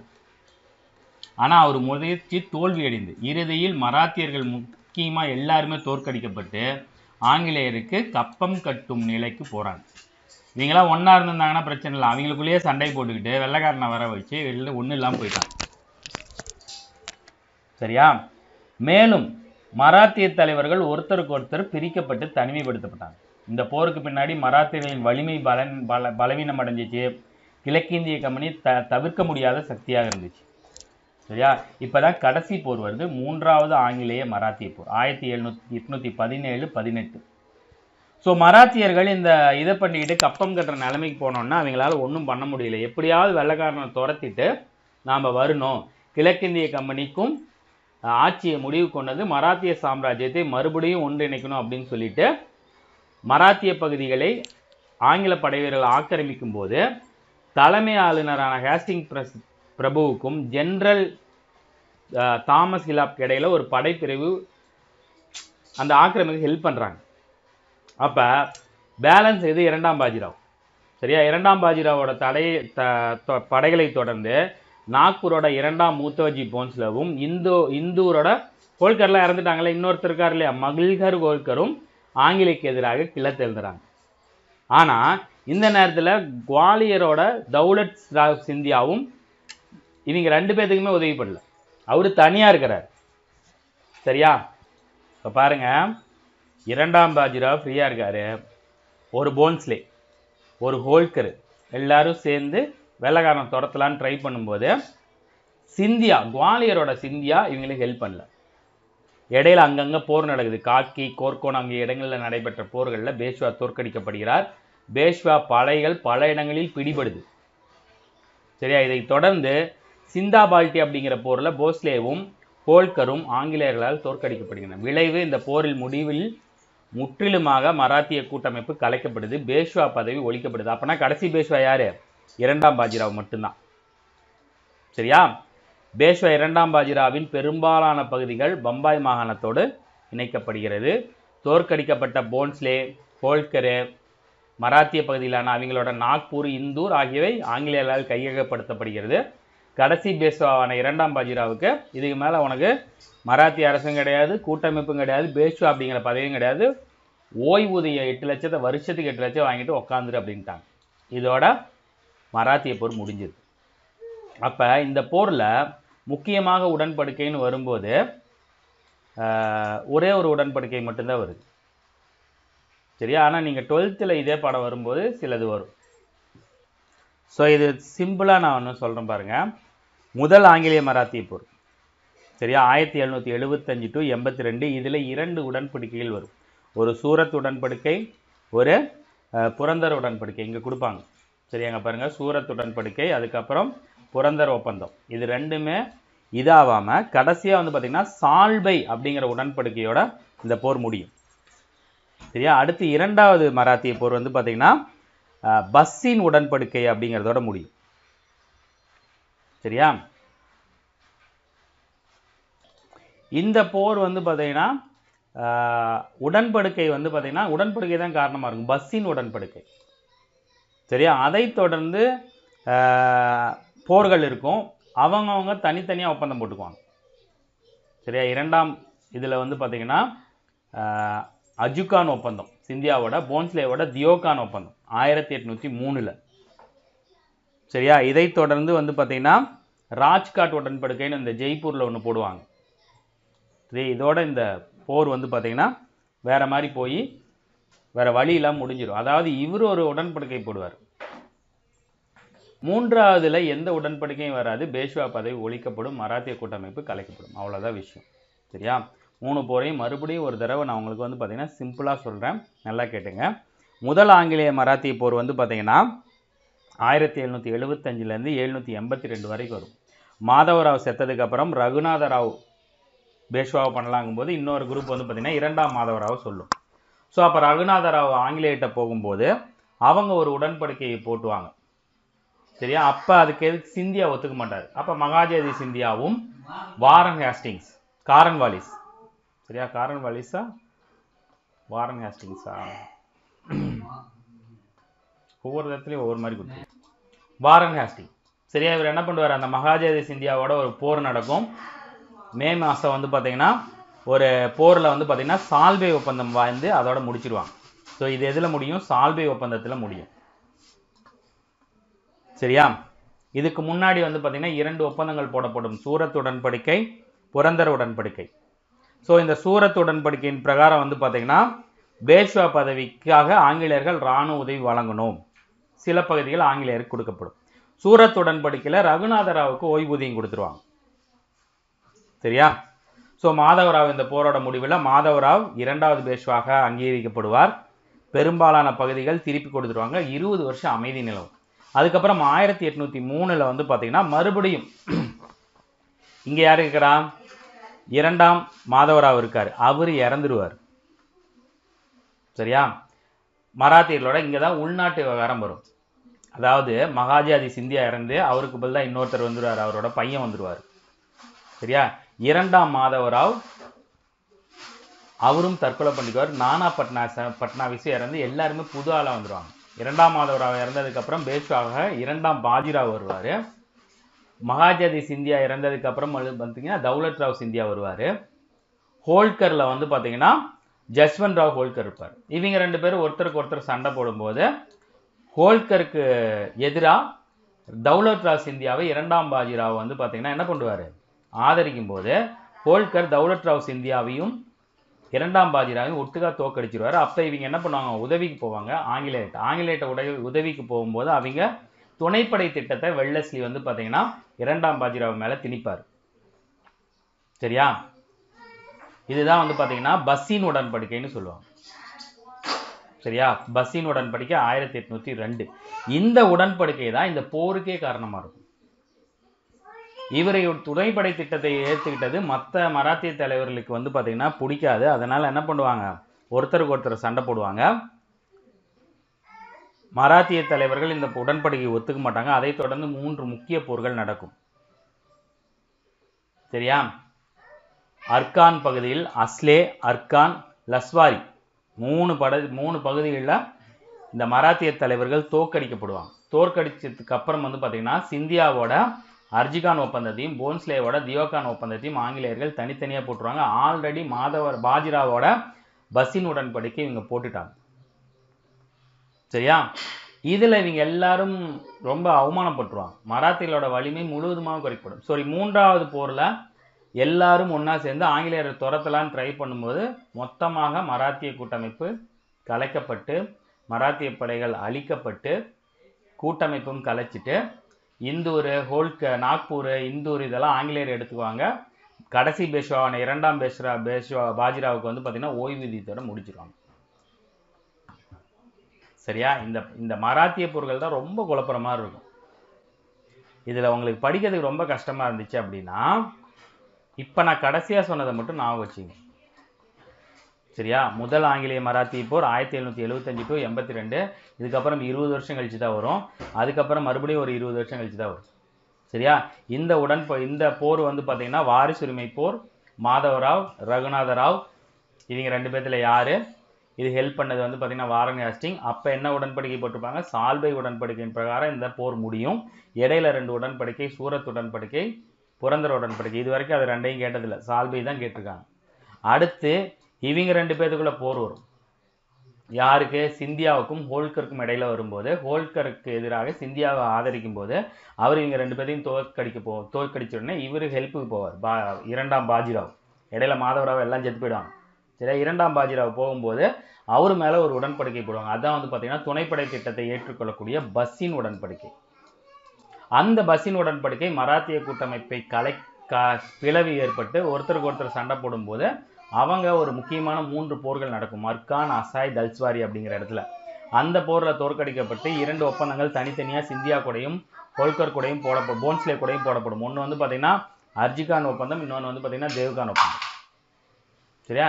இதற்கப்புறம் 3வது போரில் தான் வந்து பார்த்தீங்கன்னா 8 லட்சம் எல்லாரும் தோற்கடிக்கப்பட்டு சிந்தூர், ஹோல்கரோட பகுதிகள், இந்தூர், சிந்தியாவோட பகுதியிலான குவாலியர் எல்லாம் இணைக்கப்பட்டு ஓய்வூதியத்தோட பாஜிராவ் உட்கார வச்சுட்டு போறாரு. இதோட முடிஞ்சு போச்சு. சரியா? இது ரொம்ப போட்டு குழப்பிக்க வேணாம். அப்படி ரொம்ப கஷ்டமா இருந்துச்சுன்னா 3ஐயும் எழுதிக்கிட்டு அது கீழே வந்து உடன்படிக்கை எழுதி வச்சிங்க. சரியா? அதை மட்டும் படிச்சு வச்சுங்க. யார் கூட சண்டை போட்டா யார், அதெல்லாம் வேணாம், ரொம்ப குழப்பம். சரியா? ஸோ அடுத்து வந்து பார்த்தீங்கன்னா நிர்வாக அமைப்பு. ஆங்கிலேயர்கள் வந்து பார்த்தீங்கன்னா 4 முதன்மை நிறுவனங்களாக இது வந்து பார்த்தீங்கன்னா இது பண்ணியிருப்பாங்க. ஸோ யூஸ்வலாகவே நிர்வாகம்னா என்னது? குடிமைப்பணி, இராணுவம், காவல், நீதித்துறை. சரியா? குடிமைப்பணிகள் அப்படிங்கிற அந்த சிவில் சர்வீஸ் அப்படிங்கிறது ஆங்கிலேய கிழக்கு கம்பெனி தான் இந்தியாவில் முதல்ல யூஸ் பண்ணிச்சு. சரியா? குடிமைப்பணி வீரர்கள் வேற, சிவில் சர்வீஸ் வேற, ஆர்மி சர்வீஸ் வேற. சரியா? சட்டங்களை முறையாக செயல்படுத்துதல், வரி வசூலித்தல் ஆகியவை குடிமைப்பணியின் முதன்மையாக இருந்தது. கலெக்டர்ஸ் பையே சொல்கிறோம், அப்போ வந்து பார்த்தீங்கன்னா இம்பீரியல் சர்வீஸ்னு இருந்துச்சு. ICS இம்பீரியல் சிவில் சர்வீஸ்னு இருந்துச்சு. சரியா? வியாபார ரீதியாக குடிமை இருந்த பணிகள் அதுக்கப்புறம் பொதுப்பணியாக மாறியது. முதலில் பொதுப்பணி நியமங்கள் அனைத்தும் ஆங்கிலேய கிழக்கிந்திய கம்பெனி இயக்குனர் அவையின் தனி உரிமையாக இருந்துச்சு. சரியா? பரீட்சை வைக்காம இவங்கெல்லாம் வைக்கும்போது நிறைய ஊழல் லஞ்சம்னு வரும்போது சரி காரன்வாலிஸ் என்ன பண்றாரு, 1786 தனியார் வணிகத்துக்கு எதிராக சட்டங்கள் இயற்றார். கம்பெனி ஊழியர்களோட சம்பளத்தை உயர்த்தி அதிக ஊதியம் பெறும் அரசு ஊழியர்களாக அவங்க மாற்றுறாங்க. அவர் தான் என்ன பண்றாரு, சில சட்டத்திட்டங்கள் கொண்டு வராரு. குடிமை பணிகள் வந்து பார்த்தீங்கன்னா இன்ட்ரடியூஸ் பண்றாரு. அதான் வந்து பார்த்தீங்கன்னா குடிமை பணிகளின் தந்தை அப்படின்னு சொல்லி கேட்டாங்க அப்படின்னு பார்த்தீங்கன்னா 2 பேர் வராங்க. ஒன்று சர்தார் வல்லபாய் பட்டேல், அவர் இந்திய குடிமை பணிகளின் தந்தை. சர்தார் வல்லபாய் பட்டேல் கொடுக்காம உங்களுக்கு ஆப்ஷன் கொடுத்தாங்கன்னா காரன்வாலிஸ். சரியா? காரன்வாலிஸுக்கு அப்புறம் வந்த வெல்லஸ்லி என்ன பண்றாருன்னா அவங்களுக்கு பயிற்சி கொடுக்கறதுக்கோசரம் காலேஜஸ்ல அகாடமி கட்டுறாங்க. 1880 கல்கத்தாவில் இருக்கிற வில்லியம் கோட்டையில் ஒரு அகாடமி, மொழி, இலக்கியம், அறிவியல் ஆகிய துறைகளில் ஒரு கல்வியும், அதே வேளையில் இயக்குனர்கள் இது வேணாம் இங்கிலாந்துக்கு அனுப்பிடுங்க அப்படின்னு சொல்லிட்டு இங்கிலாந்துல வந்து பார்த்தீங்கன்னா ஹெய்லி அப்படிங்கிற ஒரு இடத்துல ஒரு கிழக்கிந்திய கல்லூரி நிறுவுறாங்க. சரியா, அதன் பிரகாரம் இங்கிலாந்துல தான் முதல்ல போட்டித் தேர்வை அறிமுகப்படுத்துறாங்க. சரியா, 1833 போட்டித் தேர்வை அறிமுகப்படுத்துறாங்க. சரியா, கம்பெனியின் இயக்குனர் அவையால் நியமனம் செய்யப்படாதவர்கள் போட்டித் தேர்வினை எழுத தகுதியற்றவர்கள் அப்படின்னு சொல்றாங்க. சரியா, அதாவது போட்டித் தேர்வு எழுதி தான் நீங்க வரணும் அப்படின்னு சொல்லி பிளான் பண்ணும்போது சிறந்த முறையிலான போட்டித் தேர்வு முறையில் கம்பெனி ஊழியர்களை தேர்ந்தெடுப்பது 1853 அறிமுகம். போட்டித் தேர்வை அனௌன்ஸ் பண்றாங்க, நியமனத்துக்கு அப்புறம் மறுபடியும் வந்து பார்த்தீங்கன்னா எல்லாரும் எழுதலாம் அப்படிங்கிற மாதிரி கொண்டு வந்து 53ல் 58ல் இந்திய அரசு சட்டத்தால் இது உறுதி செய்யப்படுது. அப்போ போட்டித் தேர்வுக்கு வயது 23ஆக இருந்துச்சு. சரியா, அப்போ 1858ல் அந்த லண்டன்ல இருந்துச்சு இல்லையா, அந்த கிழக்கிந்திய கல்லூரி அகற்றப்பட்டு குடிமை பணியாளர் தேர்வாணையம் அப்படின்னு சொல்லி ஒன்று கொண்டு வராங்க. சரியா, 1860ல் ஒரு ஒழுங்குமுறை ஆணையின் மூலம் அதிகபட்ச வயசு 23லேருந்து 22ஆக குறைச்சு 1866ல் 21ஆகவும் 1876ல் 19ஆகவும் குறைச்சாங்க. ஏன் இதில் 19, 20, 21 குறைச்சாங்க அப்படின்னா அப்போதான் இந்தியர்கள் வந்து எழுதி பாஸ் பண்ண முடியாது அப்படிங்கிறதுக்கோசரம். நம்ம ஆளுங்க பாஸ் பண்ணுறதை அவங்களால பொறுத்துக்க முடியல. புரியுதா உங்களுக்கு? இப்போ திடீர்னு நம்மளுக்கு குரூப் 4 குரூப் 2க்கெலாம் வந்து பார்த்தீங்கன்னா ஏஜ் ரெஸ்ட்ரிக்ஷன் கொண்டு வந்துட்டா எவ்வளோ பெரிய பிரச்சனை, அந்த மாதிரி ஒரு விஷயத்தை கொண்டு வராங்க. சரியா, 1861ல் இந்திய ஆட்சிப்பணி சட்டம் இயற்றப்பட்டு சில உயர் பதவிகள், நீதித்துறை பதவிகளை ஒப்பந்த அடிப்படையில் நியமனம் செய்ய ஒதுக்கீடு செஞ்சிச்சு. ஒப்பந்த அடிப்படையில் பண்ணக்கூடாது அப்படின்னு சொல்லி மறுபடியும் ஆட்சிப்பணிக்காக மாற்றப்பட்டது. வயது வரம்பு குறைவு, அது மட்டும் இல்லாமல் நீங்கள் ICS IAS தேர்வுனா லண்டன் போய் தான் எழுதணும் அப்படிங்கிற காரணத்தால் இந்தியர்கள் ICS தேர்வை எழுதக்கூடிய சூழ்நிலை நிலவியது. எழுத முடியாது, அதாவது வசதி படைத்த இந்தியர்கள் மட்டுமே எழுத முடியும், எல்லாரும் எழுத முடியாதுன்னு வரும்போது 69ல் சுரேந்திரநாத் பானர்ஜி, ரமேஷ் சந்திர தத், பிகாரி லால் குப்தா 3 பேர் ஜெயிச்சிடறாங்க. 69ல் அவங்க சொன்னது என்ன, 21 வயசு லண்டனில் போய் எழுதி இவங்க 3 பேரும் ஜெயிச்சிடறாங்க. சரியா, அப்ப ICS தேர்விற்கான வயது வரம்பை உயர்த்தவும் தேர்வினை இந்தியாவில் நடத்தவும் கம்பெனி சார்பில் இந்தியர்கள் கோரிக்கை வைக்கிறாங்க. அதன் பிறகு மறுபடியும் 21லேருந்து 23ஆக 92ல் வயது உயர்த்தப்படுது. சரியா, 1912ல் ராயல் கமிஷன் இல்ஸ்டிங்கன் அப்படிங்கிற தலைமையில் அலெக்சாண்டர் கார்டியூன்னு ஒருத்தர் வருவார். சரியா, அவர் வந்து பார்த்தீங்கன்னா கணக்கெடுக்க வரும்போது இங்கே இதன் உறுப்பினர், ராயல் கமிஷனோட உறுப்பினர் இருந்த கோபாலகிருஷ்ண கோகலே, அப்துல் ரஹீம், இன்னும் 4 பேர் இருந்திருப்பாங்க. 1917ல் இந்த ஆணையம் ஒரு பரிந்துரை செய்தது. அப்போ குடிமை பணி தேர்வை இந்தியாவில் நடத்தணும் அப்படின்னு சொல்லி சஜஸ்ட் பண்ணது ராயல் ஆணையம். 1912ல் நிறுவி 13ல் நிறுவப்பட்டிருக்கும், 17ல் இதோட பரிந்துரை கொடுத்துருக்கும். சரியா, அதற்கப்புறம் 1918ல் இந்திய ஆட்சி பணியில் 33% இந்தியர்கள், 3ல் ஒருத்தர் இந்தியர் வேணும் அப்படின்னு சொல்லி சட்டம் இயற்றவும், அதுக்கப்புறம் படிப்படியாக அதை வந்து பார்த்தீங்கன்னா உயர்த்தலாம் அப்படின்னு சொல்லி மாண்டேகு ஜேம்ஸ் போர்டு ஒரு அதான் மாண்டேகு ஜேம்ஸ் போர்டு சீர்திருத்தம் 1919ல். சரியா, 1923ல் மறுபடியும் ஒரு கமிஷன் வரும். இதுதான் வந்து பார்த்தீங்கன்னா லீ கமிஷன். இங்கே பாருங்க, 2 ராயல் கமிஷன், இது பேரும் ராயல் கமிஷன் தான். 13ல் 1, 23ல் 1. சரியா, இவங்க வந்து பார்த்தீங்கன்னா இவங்க வந்ததும் வந்து பார்த்தீங்கன்னா இந்த இந்திய ஆட்சி பணியோட நிலைமை எப்படி இருக்குன்னு பார்க்குறது. அப்போ அவங்க வந்து பார்த்தீங்கன்னா இந்திய ஆட்சி பணி, காவல் பணி, காடுகள் பணி, இது எல்லாமே இந்தியாவுக்குன்னு அரசு செயலர் இருப்பார், அவரோட கட்டுப்பாட்டில் இருக்கணும். அதே மாதிரி தேர்வாணையம் ஒன்று முதல்ல ஆரம்பிங்க. ஸோ 1919ல் வந்து பார்த்தீங்கன்னா சட்டத்தின் பிரகாரம் 33% அதிகம் பண்ணணும்னு சொன்னாங்க. 23ல் வந்த லீ கமிஷன் வந்து பார்த்தீங்கன்னா எல்லாத்தையும் தனித்தனியாக பிரிங்க, IAS IPS IFSன்னு பிரிச்சிருங்க, அதற்குன்னு ஒரு தேர்வாணையம் வந்து பண்ணுங்க அப்படின்னு வந்து சொல்லிட்டு போயிரு. சரியா, 35 இந்திய அரசு சட்டம் வரும்போது மத்தியில் கூட்டாட்சி அரசு பணியாளர் தேர்வாணையம் ஒன்றும் மாகாணங்களில் மாகாண அரசு தேர்ப்பணியாளர்கள் ஒன்றும் உருவாக வழிவகை செய்யும். அதான் சென்ட்ரல் ஸ்டாஃப் கமிஷனு, ஸ்டேட்டில் ஸ்டாஃப் கமிஷன். சரியா, இதன் பிரகாரம் ஆங்கிலேயருக்கு உதவி செய்யவே இந்த குடிமைப்பணி அமைப்பு உருவாக்கப்பட்டாலும் சுதந்திர இந்தியாவின் ஆட்சி இந்த பணி அமைப்பு உருவாவதற்கு இந்த முறை அடித்தளமாக அமைஞ்சிச்சு. ஸோ ஐஏஎஸ் ஐபிஎஸ் ஆனால் இது வந்து பார்த்திங்கன்னா பெரிய நீண்ட வரலாறு கொண்டது. சரியா, இதை ஃபஸ்ட்லேருந்து கொஞ்சம் ஈஸியாக பார்ப்போம். இதை மட்டும் நான் வச்சுங்க. சரியா, குடிமை பணிகள் முதல்ல கொண்டு வந்தது இந்தியாவில் காரன் வாலிஸ் 1786 அவர் தான் தனியாக சட்டம் இயற்றி நியமனங்கள் பண்ணலாம். இவங்க வந்து பார்த்திங்கன்னா இராணுவத்தையும் குடிமை பணியாளரும் பிரிங்க அப்படிங்கிற ஒரு ஐடியா கொடுக்குறாரு. அதற்கப்புறம் வெல்லஸ்லி என்ன பண்ணுறாரு அப்படின்னா கல்கத்தாவில் 1800களில் வில்லியம் கோட்டையில் ஒரு அகாடமி நிறுவுறாரு. இங்கே வேலை செய்யணும்னா இங்கே இருக்கிற மொழி கல்வி எல்லாம் தெரிஞ்சிருக்கணும் இல்லையா, அதுக்கு அது வேணாம் லண்டன்லேயும் ஒன்று ஆரம்பிங்கன்னு சொல்லிட்டு 1806 லண்டனில் இங்கே குடிமை பணியாளர் நியமனம் பண்ணுறவங்களுக்கு ப்ராக்டிஸ் பண்ணுறதுக்கோசரம் ஒரு ட்ரைனிங் கொடுக்குறதும் ஹெய்லிபெரியில் ஒரு கல்லூரியை நிறுவுறாங்க.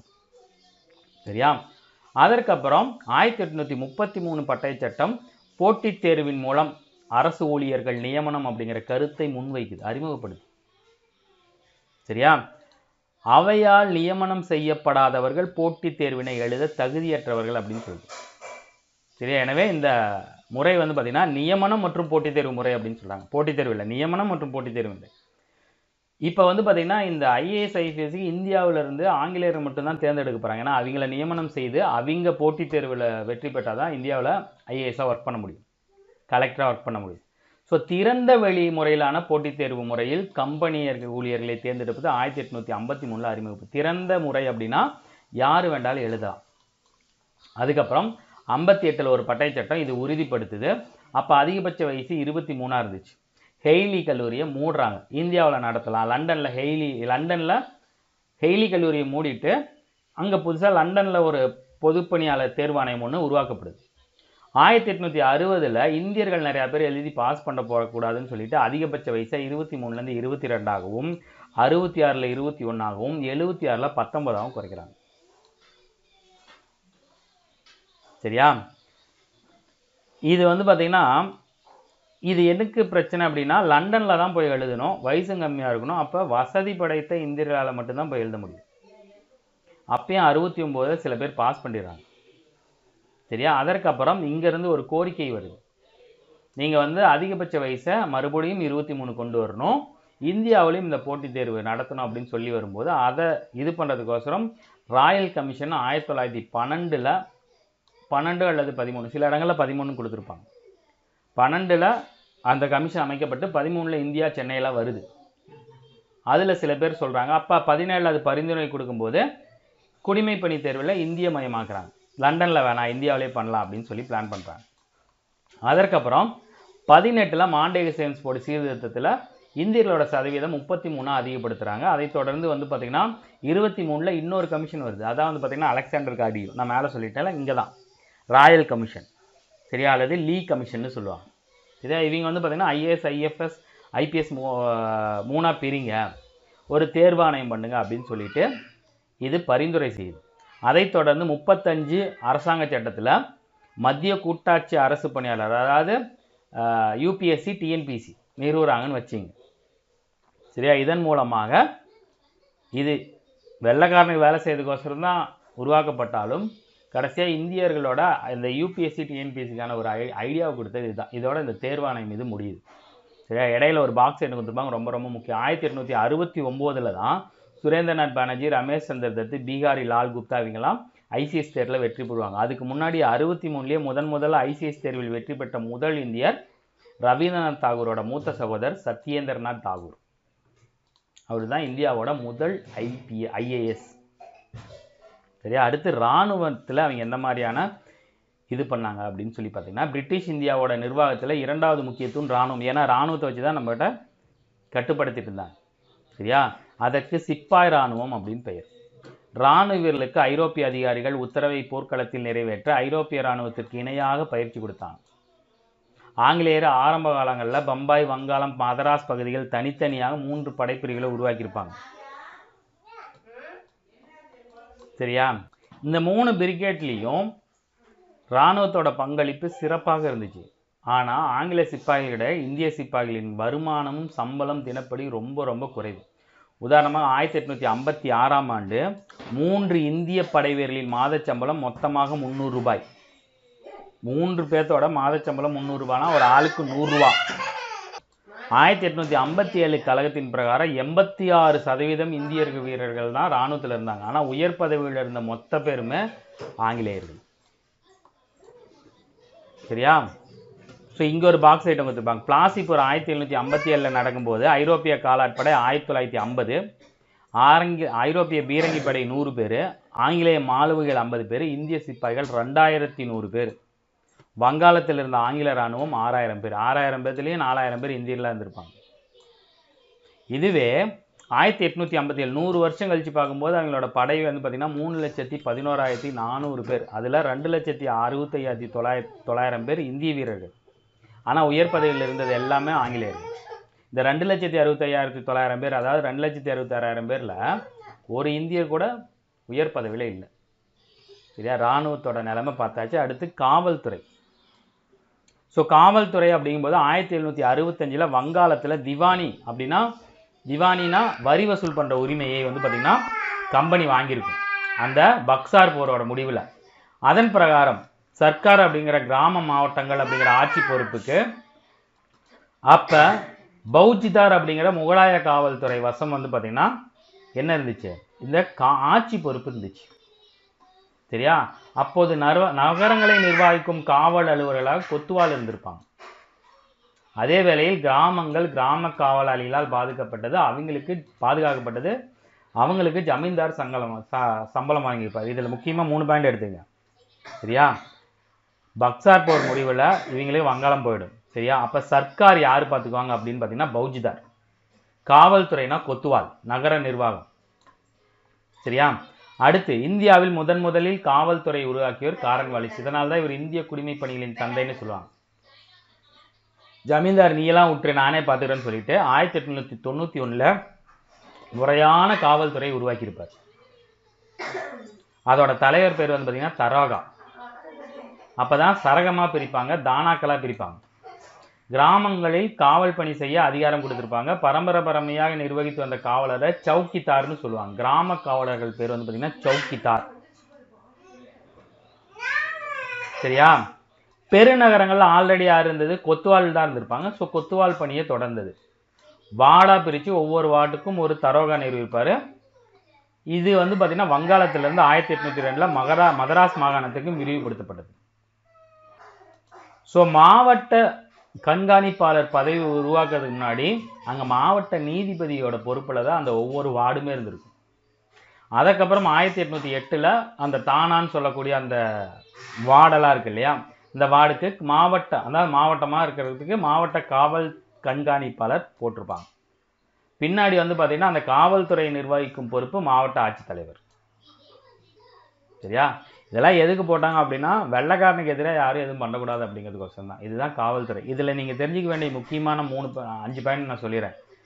முதல்ல காவல்துறையை இந்தியாவில் உருவாக்கியவர் காரன் வாலிஸ் 1791. தரோகான்னு பிரிக்கிறாரு, அல்லது அந்த தரோகா கீழே ஒவ்வொரு மாவட்டமாக பிரிக்கிறாரு. அதுதான் தானா சரகம்னு சொல்லுவாங்க, மாவட்ட சரகம் அப்படின்னு சொல்லுவாங்க. கிராமத்தை பாதுகாத்தவர்கள் வந்து பார்த்தீங்கன்னா சௌக்கிதார்கள். அவங்களுக்கு முன்னாடி இந்த ஆட்சி பொறுப்பு கிராம மாவட்டங்கள் ஆட்சி பொறுப்பு யார்கிட்ட இருந்துச்சுன்னா பௌஜிதார்னு ஒருத்தர் இருந்துச்சு முகலாயர் காலத்தில். நகரம் கொத்துவால்கிட்ட இருந்துச்சு. கிராமங்களில் ஜமீன்தார்கள் இருந்தார். காரன் வாலிஸ் அந்த ஜமீன்தார்களை விடுவிச்சுட்டு மாவட்டமாக பிரித்து அந்த மாவட்டத்துக்கு வந்து பார்த்திங்கன்னா அந்த தானாக்களாக பிரித்து அவங்களுக்கு கீழே வந்து பார்த்திங்கன்னா தரோகா அப்படிங்கிற ஒரு தாளை போடுறாங்க. கிராமங்கள் வழக்கம் போல் இருந்த முறையிலேயே சௌக்கிதார்கள் கிளையே இருக்குது. நகரங்களும் அந்த கொத்துவால் கிளையே இருக்குது. சரியா? அடுத்து மாவட்டங்கள் தூரம் அந்த மாவட்ட கண்காணிப்பாளர் பதவி, காவல் கண்காணிப்பாளர் பதவி, அந்த இன்ஸ்பெக்டர் பதவி உருவாக்குறதுக்கு முன்னாடி அதெல்லாம் வந்து பார்த்திங்கன்னா ஜட்ஜி கீழே இருந்துச்சு, மாவட்ட நீதிபதி கீழே இருந்துச்சு. அதுக்கப்புறம் அந்த நீதிபதியை விடுவிச்சுட்டு மாவட்ட காவல் கண்காணிப்பாளர் போடுறாங்க. சரியா? அவ்வளோதான் விஷயம். அடுத்து நீதித்துறை அமைப்பு அப்படின்னா 1772 இரட்டை ஆட்சி முறை ஒழிக்கப்பட்டு வரி வசூல் செய்கிறதையும் நீதி வழங்கும் அதிகாரத்தையும் ஆங்கிலேய கிழக்கிந்திய கம்பெனி ஏற்றுக்குச்சு இல்லையா. இதனால் வந்து பார்த்திங்கன்னா இதை தனித்தனியாக பிரிக்கிறதுக்கு சிவில் நீதிமன்றம் அப்படின்னு சொல்லக்கூடிய திவானி அதாலத் அப்படிங்கிறதும் குற்றவியல் நீதிமன்றம் பௌஜிதர் அதாலத்தும் ஏற்படுத்தப்படுது. இப்போ நீங்கள் வந்து பார்த்திங்கன்னா நீதிமன்றம் 2ஆக பிரிக்கணும். செஷன்ஸ் கோர்ட்டு, அப்புறம் வந்து பார்த்திங்கன்னா கிரிமினல் கோர்ட்டு 2 சொல்லுவாங்க. சரியா? Criminal civil. சரியா? அதுதான் வந்து பார்த்திங்கன்னா சிவில் அப்படின்னா திவானி, குடிமையல். இந்த நில பிரச்சனை, சொத்து பிரச்சனை, கல்யாண பிரச்சனை, மற்ற பிரச்சனை, சண்டை சச்சரவு இதெல்லாம் வரும்.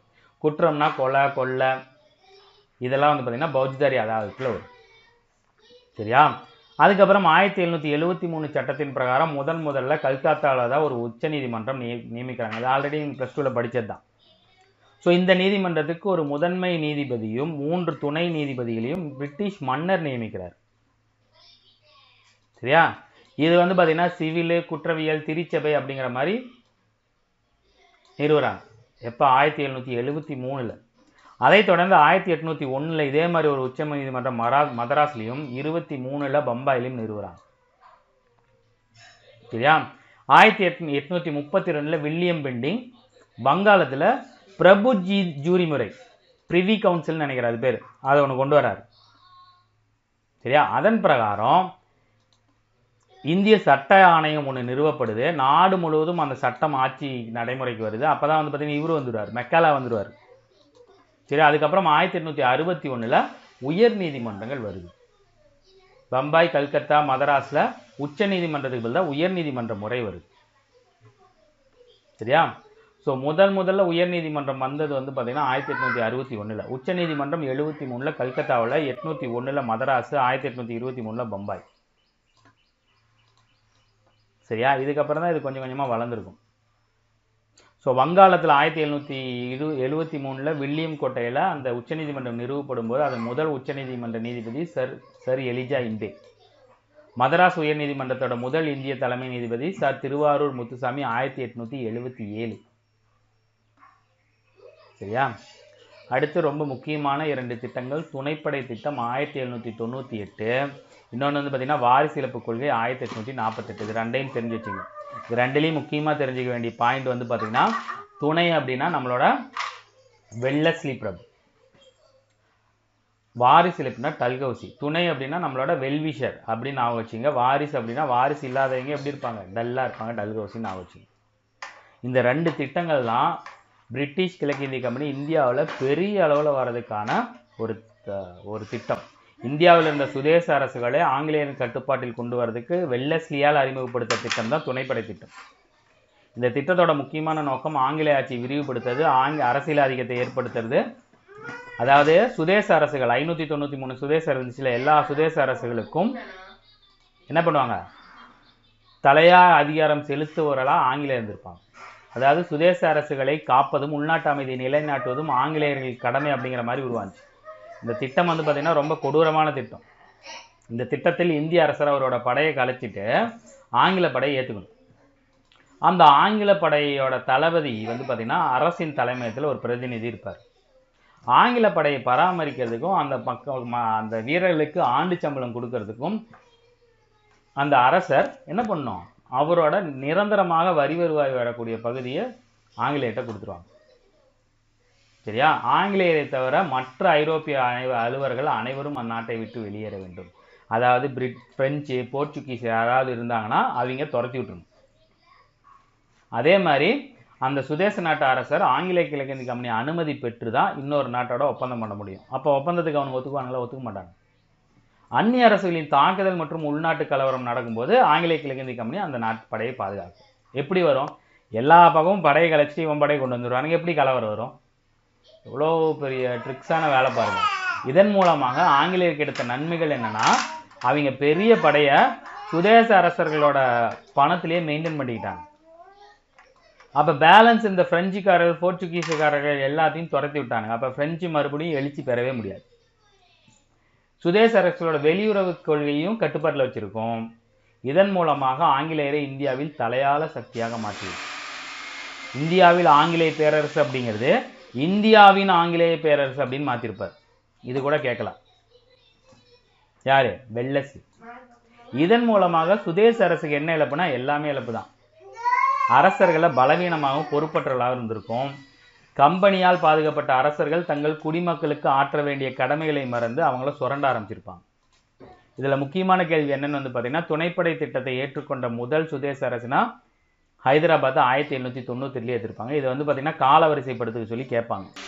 இங்கே பாருங்க, ஹைதராபாத்து, அதற்கப்புறம் வந்து பார்த்தீங்கன்னா தஞ்சாவூர், அதற்கப்புறம் அயோத்தி, அதுக்கப்புறம் போன்ஸ் பேஷ்வானா பூனே வரும், போன்ஸ்லே, குவாலியர், இந்தூர், ஜெய்ப்பூர், உதய்பூர், ஜோத்பூர்.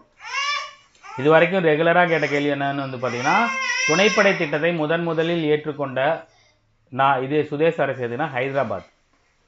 HDA அப்படின்னு நான் வச்சுங்க. ஹைதராபாத்து, தஞ்சாவூர், அயோத்தி. இதுக்கப்புறம் பேஷ்வா, போன்ஸ்லே, குவாலியர், இந்தூர், ஜெய்ப்பூர், உதய்பூர், ஜோத்பூர். 798, 799, 801, 802, 803, 804, இந்தூர் 17, ஜெய்ப்பூர், உதய்பூர், ஜோத்பூர்.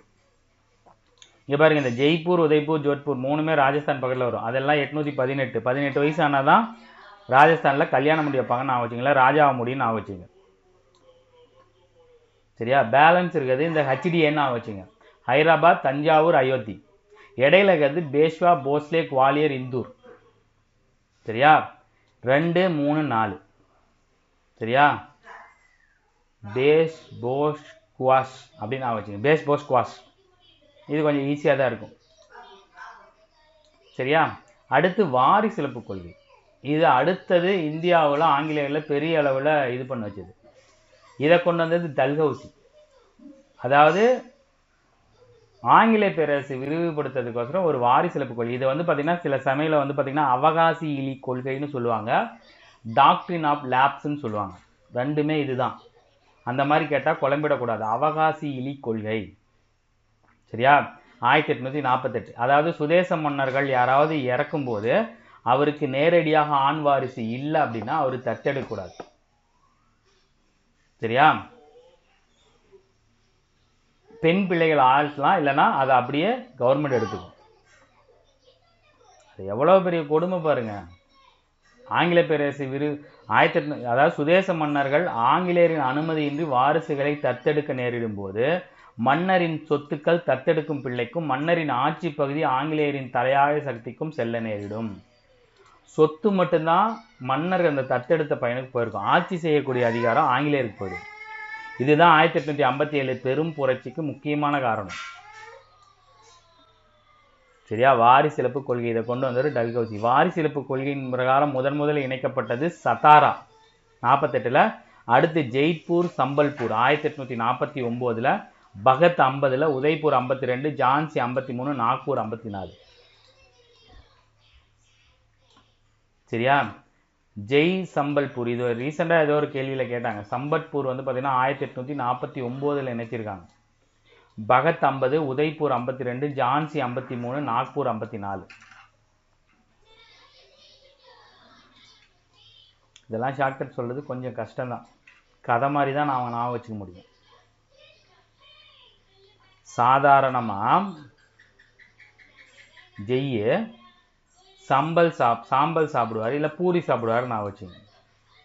சாதாரணமாக ஜெய் பூரி சாப்பிடுவார். சரியா?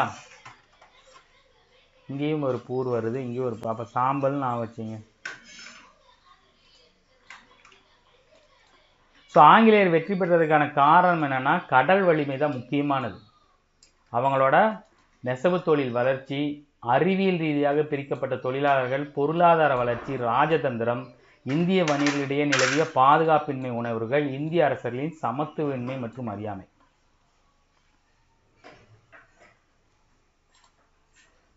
சரியா? இதெல்லாம் அவங்க ஜெயிக்கிறதுக்கான காரணம்.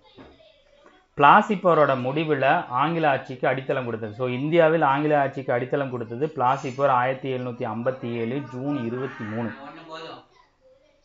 சரியா? இதைத் தொடர்ந்து 1801 கொள்கைகள், 806 வேலூர் கழகம், 57 புரட்சியோட கம்பெனி ஆட்சி முடிவு வந்துச்சு. இதோட இந்த பாடம் முடியுது. ரொம்ப குழப்பக்கூடிய, ரொம்ப வெறுப்பேற்றக்கூடிய, மன உளைச்சல் படுத்தக்கூடிய பாடம் தான் இது. நான் அதை ஒத்துக்கிறேன். ஆனால் ரொம்ப முக்கியமான பாடம். 3 பாடத்தில் 8வது பசங்களுக்கு கொடுக்க வேண்டியதை ஒரே பாடத்தில் கொடுத்துட்டாங்க. 1க்கு 2 வாட்டி 3 வாட்டி படித்து முக்கியமான பாயிண்ட் மட்டும் ஞாபகம் வச்சுங்க. தேவையில்லாதெல்லாம் படித்து எல்லாத்தையும் ஞாபகம் வச்சுன்னு அவசியம் இல்லை. போர் எப்போ நடந்துச்சு, யாராருக்கு நடுவில் நடந்துச்சு, ஏன் நடந்துச்சு, எதுக்கு நடந்துச்சுங்கிற காரணம் ஒரு வரி போதும். எந்த உடன்படிக்கையின் பிரகாரம் முடிஞ்சிச்சு. சரியா? ஸோ கேள்வி 1757 வங்காளத்தை ஆட்சி செய்தவர் சீரஜ் உத்தவ்லா. சரியா? இவருக்கு அப்புறம் தான் இவர் வருவார். இவருக்கு அப்புறம் இவர் வருவார். திப்பு சுல்தான்லாம் இதெல்லாம் வரவே வராது. ஸோ பிளாசி போர் நடைபெற்ற வருடம் 1764 மே மாதம் 22 நினைக்கிறேன். மேவா அக்டோபரா பார்த்து வச்சு. பக்சார் போர் முடிவில் ஏற்பட்ட உடன்படிக்கை அலகாபாத் உடன்படிக்கை நினைக்கிறேன். பார்த்துடலாம், டவுட் வரும்போது பார்த்து. நீங்கள் பாருங்கள், இவ்வளோ தூரம் படித்து நம்மளுக்கு குழப்புது. அப்போ இது நீங்கள் எவ்வளவு இதாக வச்சுக்கணும் நான் வச்சுக்கணும். ஸோ இது பாருங்க, பக்சார் போர் ஜூன் 23, சாரி பிளாசி போர். பக்சார் போர் வந்து பார்த்தீங்கன்னா 1764, சரியா? 64ல் அக்டோபர் 22, மே 22, சரியா? இங்கே பாருங்கள், அலகாபாத் உடன்படிக்கை தான், சரியா? ஸோ அடுத்தது என்னன்னு பார்ப்போம். அப்படியே ஒரு பாடம் படிக்கும்போது புக் பேக்கும் படிச்சுட்டு போயிட்டிங்கன்னா அதோட அது முடிஞ்சு ஈஸியாக இருக்கும். பிளாசி போர் 1764, இது அலகாபாத் உடன்படிக்கை, இது சிராஜ் உத் தௌலா. அடுத்து பாண்டிச்சேரி உடன்படிக்கையின் பிரகாரம் எந்த போர் முடிவுன்னா இரண்டாம் கர்நாடக போர். முதல் கர்நாடக போர் வந்து பார்த்தீங்கன்னா ஆயிலா சஃபேல். இங்கே இரண்டாம் ஆங்கிலேய கர்நாடக போர் வந்து பார்த்தீங்கன்னா பாண்டிச்சேரி உடன்படிக்கை. மூன்றாம் கர்நாடக போர் ஒன்று வரும், சரி, அது பாரிஸ் உடன்படிக்கையின் பிரகாரம் முடியும். ஹைதர் அலி மைசூர் அரண்மனை ஏறிந்து 61. மங்களூர் உடன்படிக்கை, மங்களூர் உடன்படிக்கை யாருக்கு யாரில் நடக்கும் அப்படின்னு வந்து பார்த்தீங்கன்னா திப்பு சுல்தான், ஆங்கிலேயர் மற்றும் திப்பு சுல்தான், சரியா? அதற்கப்புறம் வந்து பார்த்தீங்கன்னா இந்த உடன்படிக்கைக்கு அப்புறம் தான் இவர் வந்துடுவார். ஹைதர் அலிக்கு அப்புறம் திப்பு சுல்தான் இதுலேயே வந்துடுவார். அவர் இடையிலேயே இறந்துடுவார். இரண்டாம் கர்நாடக போர் 1781 அவர் இறந்துடுவார். 84 அந்த போர் முடியும், சரியா? மூன்றாம் ஆங்கிலேய மைசூர் போரின் போது ஆங்கிலேய தளபதி. ஸோ மூன்றாவது ஆங்கிலேய மைசூர் போரில் காரன்வாலிஸ் வந்து பார்த்திங்கன்னா ஒரு இது பண்ணியிருப்பார். ஸோ அடுத்து வந்து பார்த்திங்கன்னா ஆங்கிலேயருடன் பசின் உடன்படிக்கை செய்தவர். பசின் உடன்படிக்கை அப்படின்னா இரண்டாம் பாஜிராவ் வந்துடுவார். ஆல்ரெடி நம்ம பார்த்தோம். அதன் பிரகாரம் தான் அந்த இரண்டாவது ஆங்கிலேய மராத்திய போரே ஸ்டார்ட் ஆகும். ஸோ இரண்டாம் பாஜிராவ் இவரோட வந்து பார்த்திங்கன்னா இவங்க ரெண்டு பேருமே வராது. தௌலத் ராவ் சிந்தியாவோட வந்து பார்த்திங்கன்னா அகான் உடன்படிக்கை அப்படிங்கிற மாதிரி ஒன்று வரும், சரியா? அடுத்து மராத்திய பேஷ்வாவின் கடைசி பேஷ்வா இரண்டாம் பாஜிராவ். முதல் பேஷ்வா இவர், சரியா? முதலாம் பாஜிராவ் தான் வந்து பார்த்திங்கன்னா வலிமையான பேஷ்வா பாலாஜி விஸ்வநாத். அதுக்கப்புறம் இரண்டாம் பாஜிராவுக்கு அப்புறம் பாலாஜி பாஜிராவ். துணைப்படை திட்டத்தில் இணைத்து கொண்ட முதல் சுதேச அரசு எது? ஹைதராபாத் 1798. HDAன்னு சொன்னேன். ஹைதராபாத்து, தஞ்சாவூர், அயோத்தி, சரியா? அதுக்கப்புறம் வந்து பார்த்திங்கன்னா அதுக்கப்புறம் தான் மற்றெல்லாம் வரும். அலிநகர் உடன்படிக்கை கையெழுத்திடப்பட்ட ஆண்டு முதல்ல அது தெரிஞ்சதில் ஈஸியாக பார்ப்போம். சிராஜ் உத் தௌலாவின் தலைமை படை தளபதி மீர் ஜாபர். இரண்டாம் கர்நாடக போருக்கான முக்கியமான காரணம் வந்து பார்த்திங்கன்னா இந்த வாரிசுரிமை போட்டி குழப்பற மாதிரி இருக்குல்ல, அதுதான் இந்த சந்தா சாஹிப்பு, அன்வரி கான், அந்த வாரிசுரிமை போட்டி. இந்தியாவில் பிரிட்டிஷ் சாம்ராஜ்யத்தை விரிவுபடுத்துவதற்காக வாரிசிலப்பு கொள்கையை கொண்டு வந்தார். வாரிசிலப்புனா டல்ஹவுசி 1748. திப்பு சுல்தானை இறுதியாக தோற்கடித்தவர் வந்து பார்த்திங்கன்னா காரன்வாலிஸ், சரியா? அதுக்கப்புறம் திப்பு சுல்தான் இறப்புக்கு பின்னாடி யார் வசம் மைசூர் ஒப்படைக்கப்பட்டது அப்படின்னு வந்து பார்த்திங்கன்னா ராஜா உடையார் அப்படிங்கிற இதை ஒப்படைக்கப்பட்டிருப்பாங்க. 1880 கல்கத்தாவில் உள்ள வில்லியம் கோட்டையில் கல்லூரியை நிறுவியவர் வந்து பார்த்திங்கன்னா காரன்வாலிஸ், டல்ஹவுசி, சரியா? இப்போ அலிநகர் உடன்படிக்கை மட்டும் நமக்கு தெரியணும், சரி? அலிநகர் உடன்படிக்கை வந்து பார்த்திங்கன்னா முதல்ல சிராஜ் உத் தௌலா காலத்திலேயே இந்த உடன்படிக்கை வந்துடும், சரியா? இங்கே பாருங்கள், 1757 பிப்ரவரி 9, சரியா? ஸோ எல்லாமே மேக்ஸிமம் பார்த்தாச்சு. இது வந்து நம்மளுக்கு அதான் இதில் இங்கே பாருங்கள், இந்த புக் பேக்கில் கொடுத்துருக்கானுங்களா அந்த மாதிரி தான் கேள்விகள் வருமே. இதெல்லாம் வந்து டைரக்ட் கொஸ்டினாக இருக்கும். இந்த பாடத்தை பொறுத்த வரைக்கும் வந்துச்சுன்னா டைரக்ட் கொஸ்டினாக இருக்கும். இங்கே பாருங்கள், இதுதான் முக்கியமான இது. ஆயிலா சஃபேல் வந்து பார்த்திங்கன்னா முதல் கர்நாடக போர். சால்பை உடன்படிக்கை வந்து பார்த்திங்கன்னா முதல் மராத்திய போர். சரியா? பாரிஸ் உடன்படிக்கை வந்து பார்த்திங்கன்னா மூன்றாவது கர்நாடக போர் இருக்கா, மூன்றாவது கர்நாடக போர். ஸ்ரீரங்கப்பட்டினம் அப்படிங்கிறது வந்து பார்த்திங்கன்னா மைசூர் போரில் வந்துடும். மூன்றாம் மைசூர் போர் இருக்கா, இங்கே இருக்குது. அப்போ மதராஸ் உடன்படிக்கை முதல் ஆங்கிலேய மைசூர் போர். அதான் சொன்னல, நீங்கள் இதை தான் படிச்சுக்கணும். போர் எப்போ, எந்த உடன்படிக்கை, யார் ஒப்பந்தம் போட்டாங்க அப்படிங்கிறது தான். வருஷத்தை மட்டும் படிச்சிங்க, டேட்டு கூட முக்கியம் இல்லை, எழுதி வச்சிங்க. நான் அதெல்லாம் உங்களுக்கு ஷார்ட்கட் ஏதாவது ஒரு வீடியோ மாதிரி கொடுக்க முடிஞ்சால் கொடுக்குறேன். சரியா? அடுத்து, அலிவர்தி கான் மறைவுக்கு பின்னர் சிராஜ் உத்தவ்லா வங்காளத்தின் அரியணை ஏறினா? ஆமாம், அவர் தான் வெள்ளக்காரனை போர்ச்சுகீஸ்லாம் துரத்துவார். பிளாசி போரில் ஆங்கிலேயர்களை வழி நடத்தியவர் ஹென்ரி மக்டோனா? இல்லை, பக்சார் போரில் தான் வந்து பார்த்திங்கன்னா ஹெக்டர் மன்ரோ. பிளாசி போரில் ராபர்ட் கிளைவ் வருவார். ஐரோப்பாவில் வெடித்த வாரிசு உரிமை போர் இரண்டாம் கர்நாடக போருக்கு இட்டு சென்றதானா? ஆமாம்.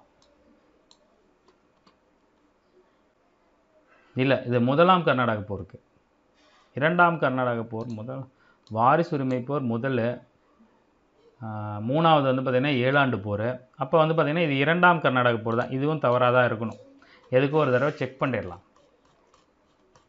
உங்களுக்கு புக் பேக்கு எது வரும்னு டவுட் வந்துச்சுன்னா உடனே போய் நீங்கள் செக் பண்ணிடணும். சரியா? கர்நாடக போர் தான் இதுலேயே ஈஸி. இங்கே பாருங்கள், 7 ஆண்டு போர்னா மூன்றாம் கர்நாடக போர். ஏன்னா வந்து பார்த்திங்கன்னா ஐரோப்பாவில் வாரிசுரிமை போர், அப்போ முதல் கர்நாடக போர் தான் வாரிசுரிமை போர். கரெக்டு தான். இரண்டாவது கர்நாடக போர் வந்து பார்த்திங்கன்னா இந்த வாரிசுரிமை உடன்படிக்கை, வாரிசுரிமை பிரச்சனையில் தான் அந்த இதே வரும். எனக்கு தெரிஞ்சு கர்நாடக போர் தான் நம்ம கேட்குறதுக்கே கொஞ்சம் இன்ட்ரெஸ்டிங்காக இருக்குது. மற்றதெல்லாம் வந்து பார்த்திங்கன்னா பயங்கரமாக குழப்பம். சரியா? அப்போ இது தப்பு தான். வங்காளத்தின் வில்லியம் கோட்டையில் உள்ள உச்சநீதிமன்றத்தின் முதல் தளபதி கரெக்டு. காரன்வாலிஸ் காவல்துறை உருவாக்கினார் 1761. கரெக்டு. சரியா? அதுக்கப்புறம் பொருந்தி உள்ளது கேட்குறாங்க. வந்தவாசி போர், அடையார் போர் கரெக்டாக பொருந்திருக்கு. ஆம்பூர், வந்தவாசி கூட கரெக்டாக பொருந்திருக்கு. ஆற்காடு தப்பாக பொருந்திருக்கு. அடையாறு, ஆற்காடு இது அடுத்தடுத்த வரும். இது 55ன்னு நினைக்கிறேன். சரி, இதை மட்டும் நீங்களே பார்த்துட்டு கமெண்ட் பண்ணுங்கள். சரியா? இந்த பாடம் வந்து பார்த்திங்கன்னா 8வது பாடம். ஆனால் வந்து பார்த்திங்கன்னா உங்களுக்கு கிட்டத்தட்ட ஒரு 16-17 பேஜுக்கு மேலே வரும். ஆனால் எல்லாமே கண்டென்ட் இருக்குது. படிக்கிறது கஷ்டமாக இருந்துச்சுன்னா நான் சொன்ன மாதிரி படிங்க. முதல்ல என்ன பண்ணோம் அப்படின்னா, போர், எந்த ஒப்பந்தம், யாருக்கு நடுவில், அதை மட்டும் எழுதி வச்சிங்க.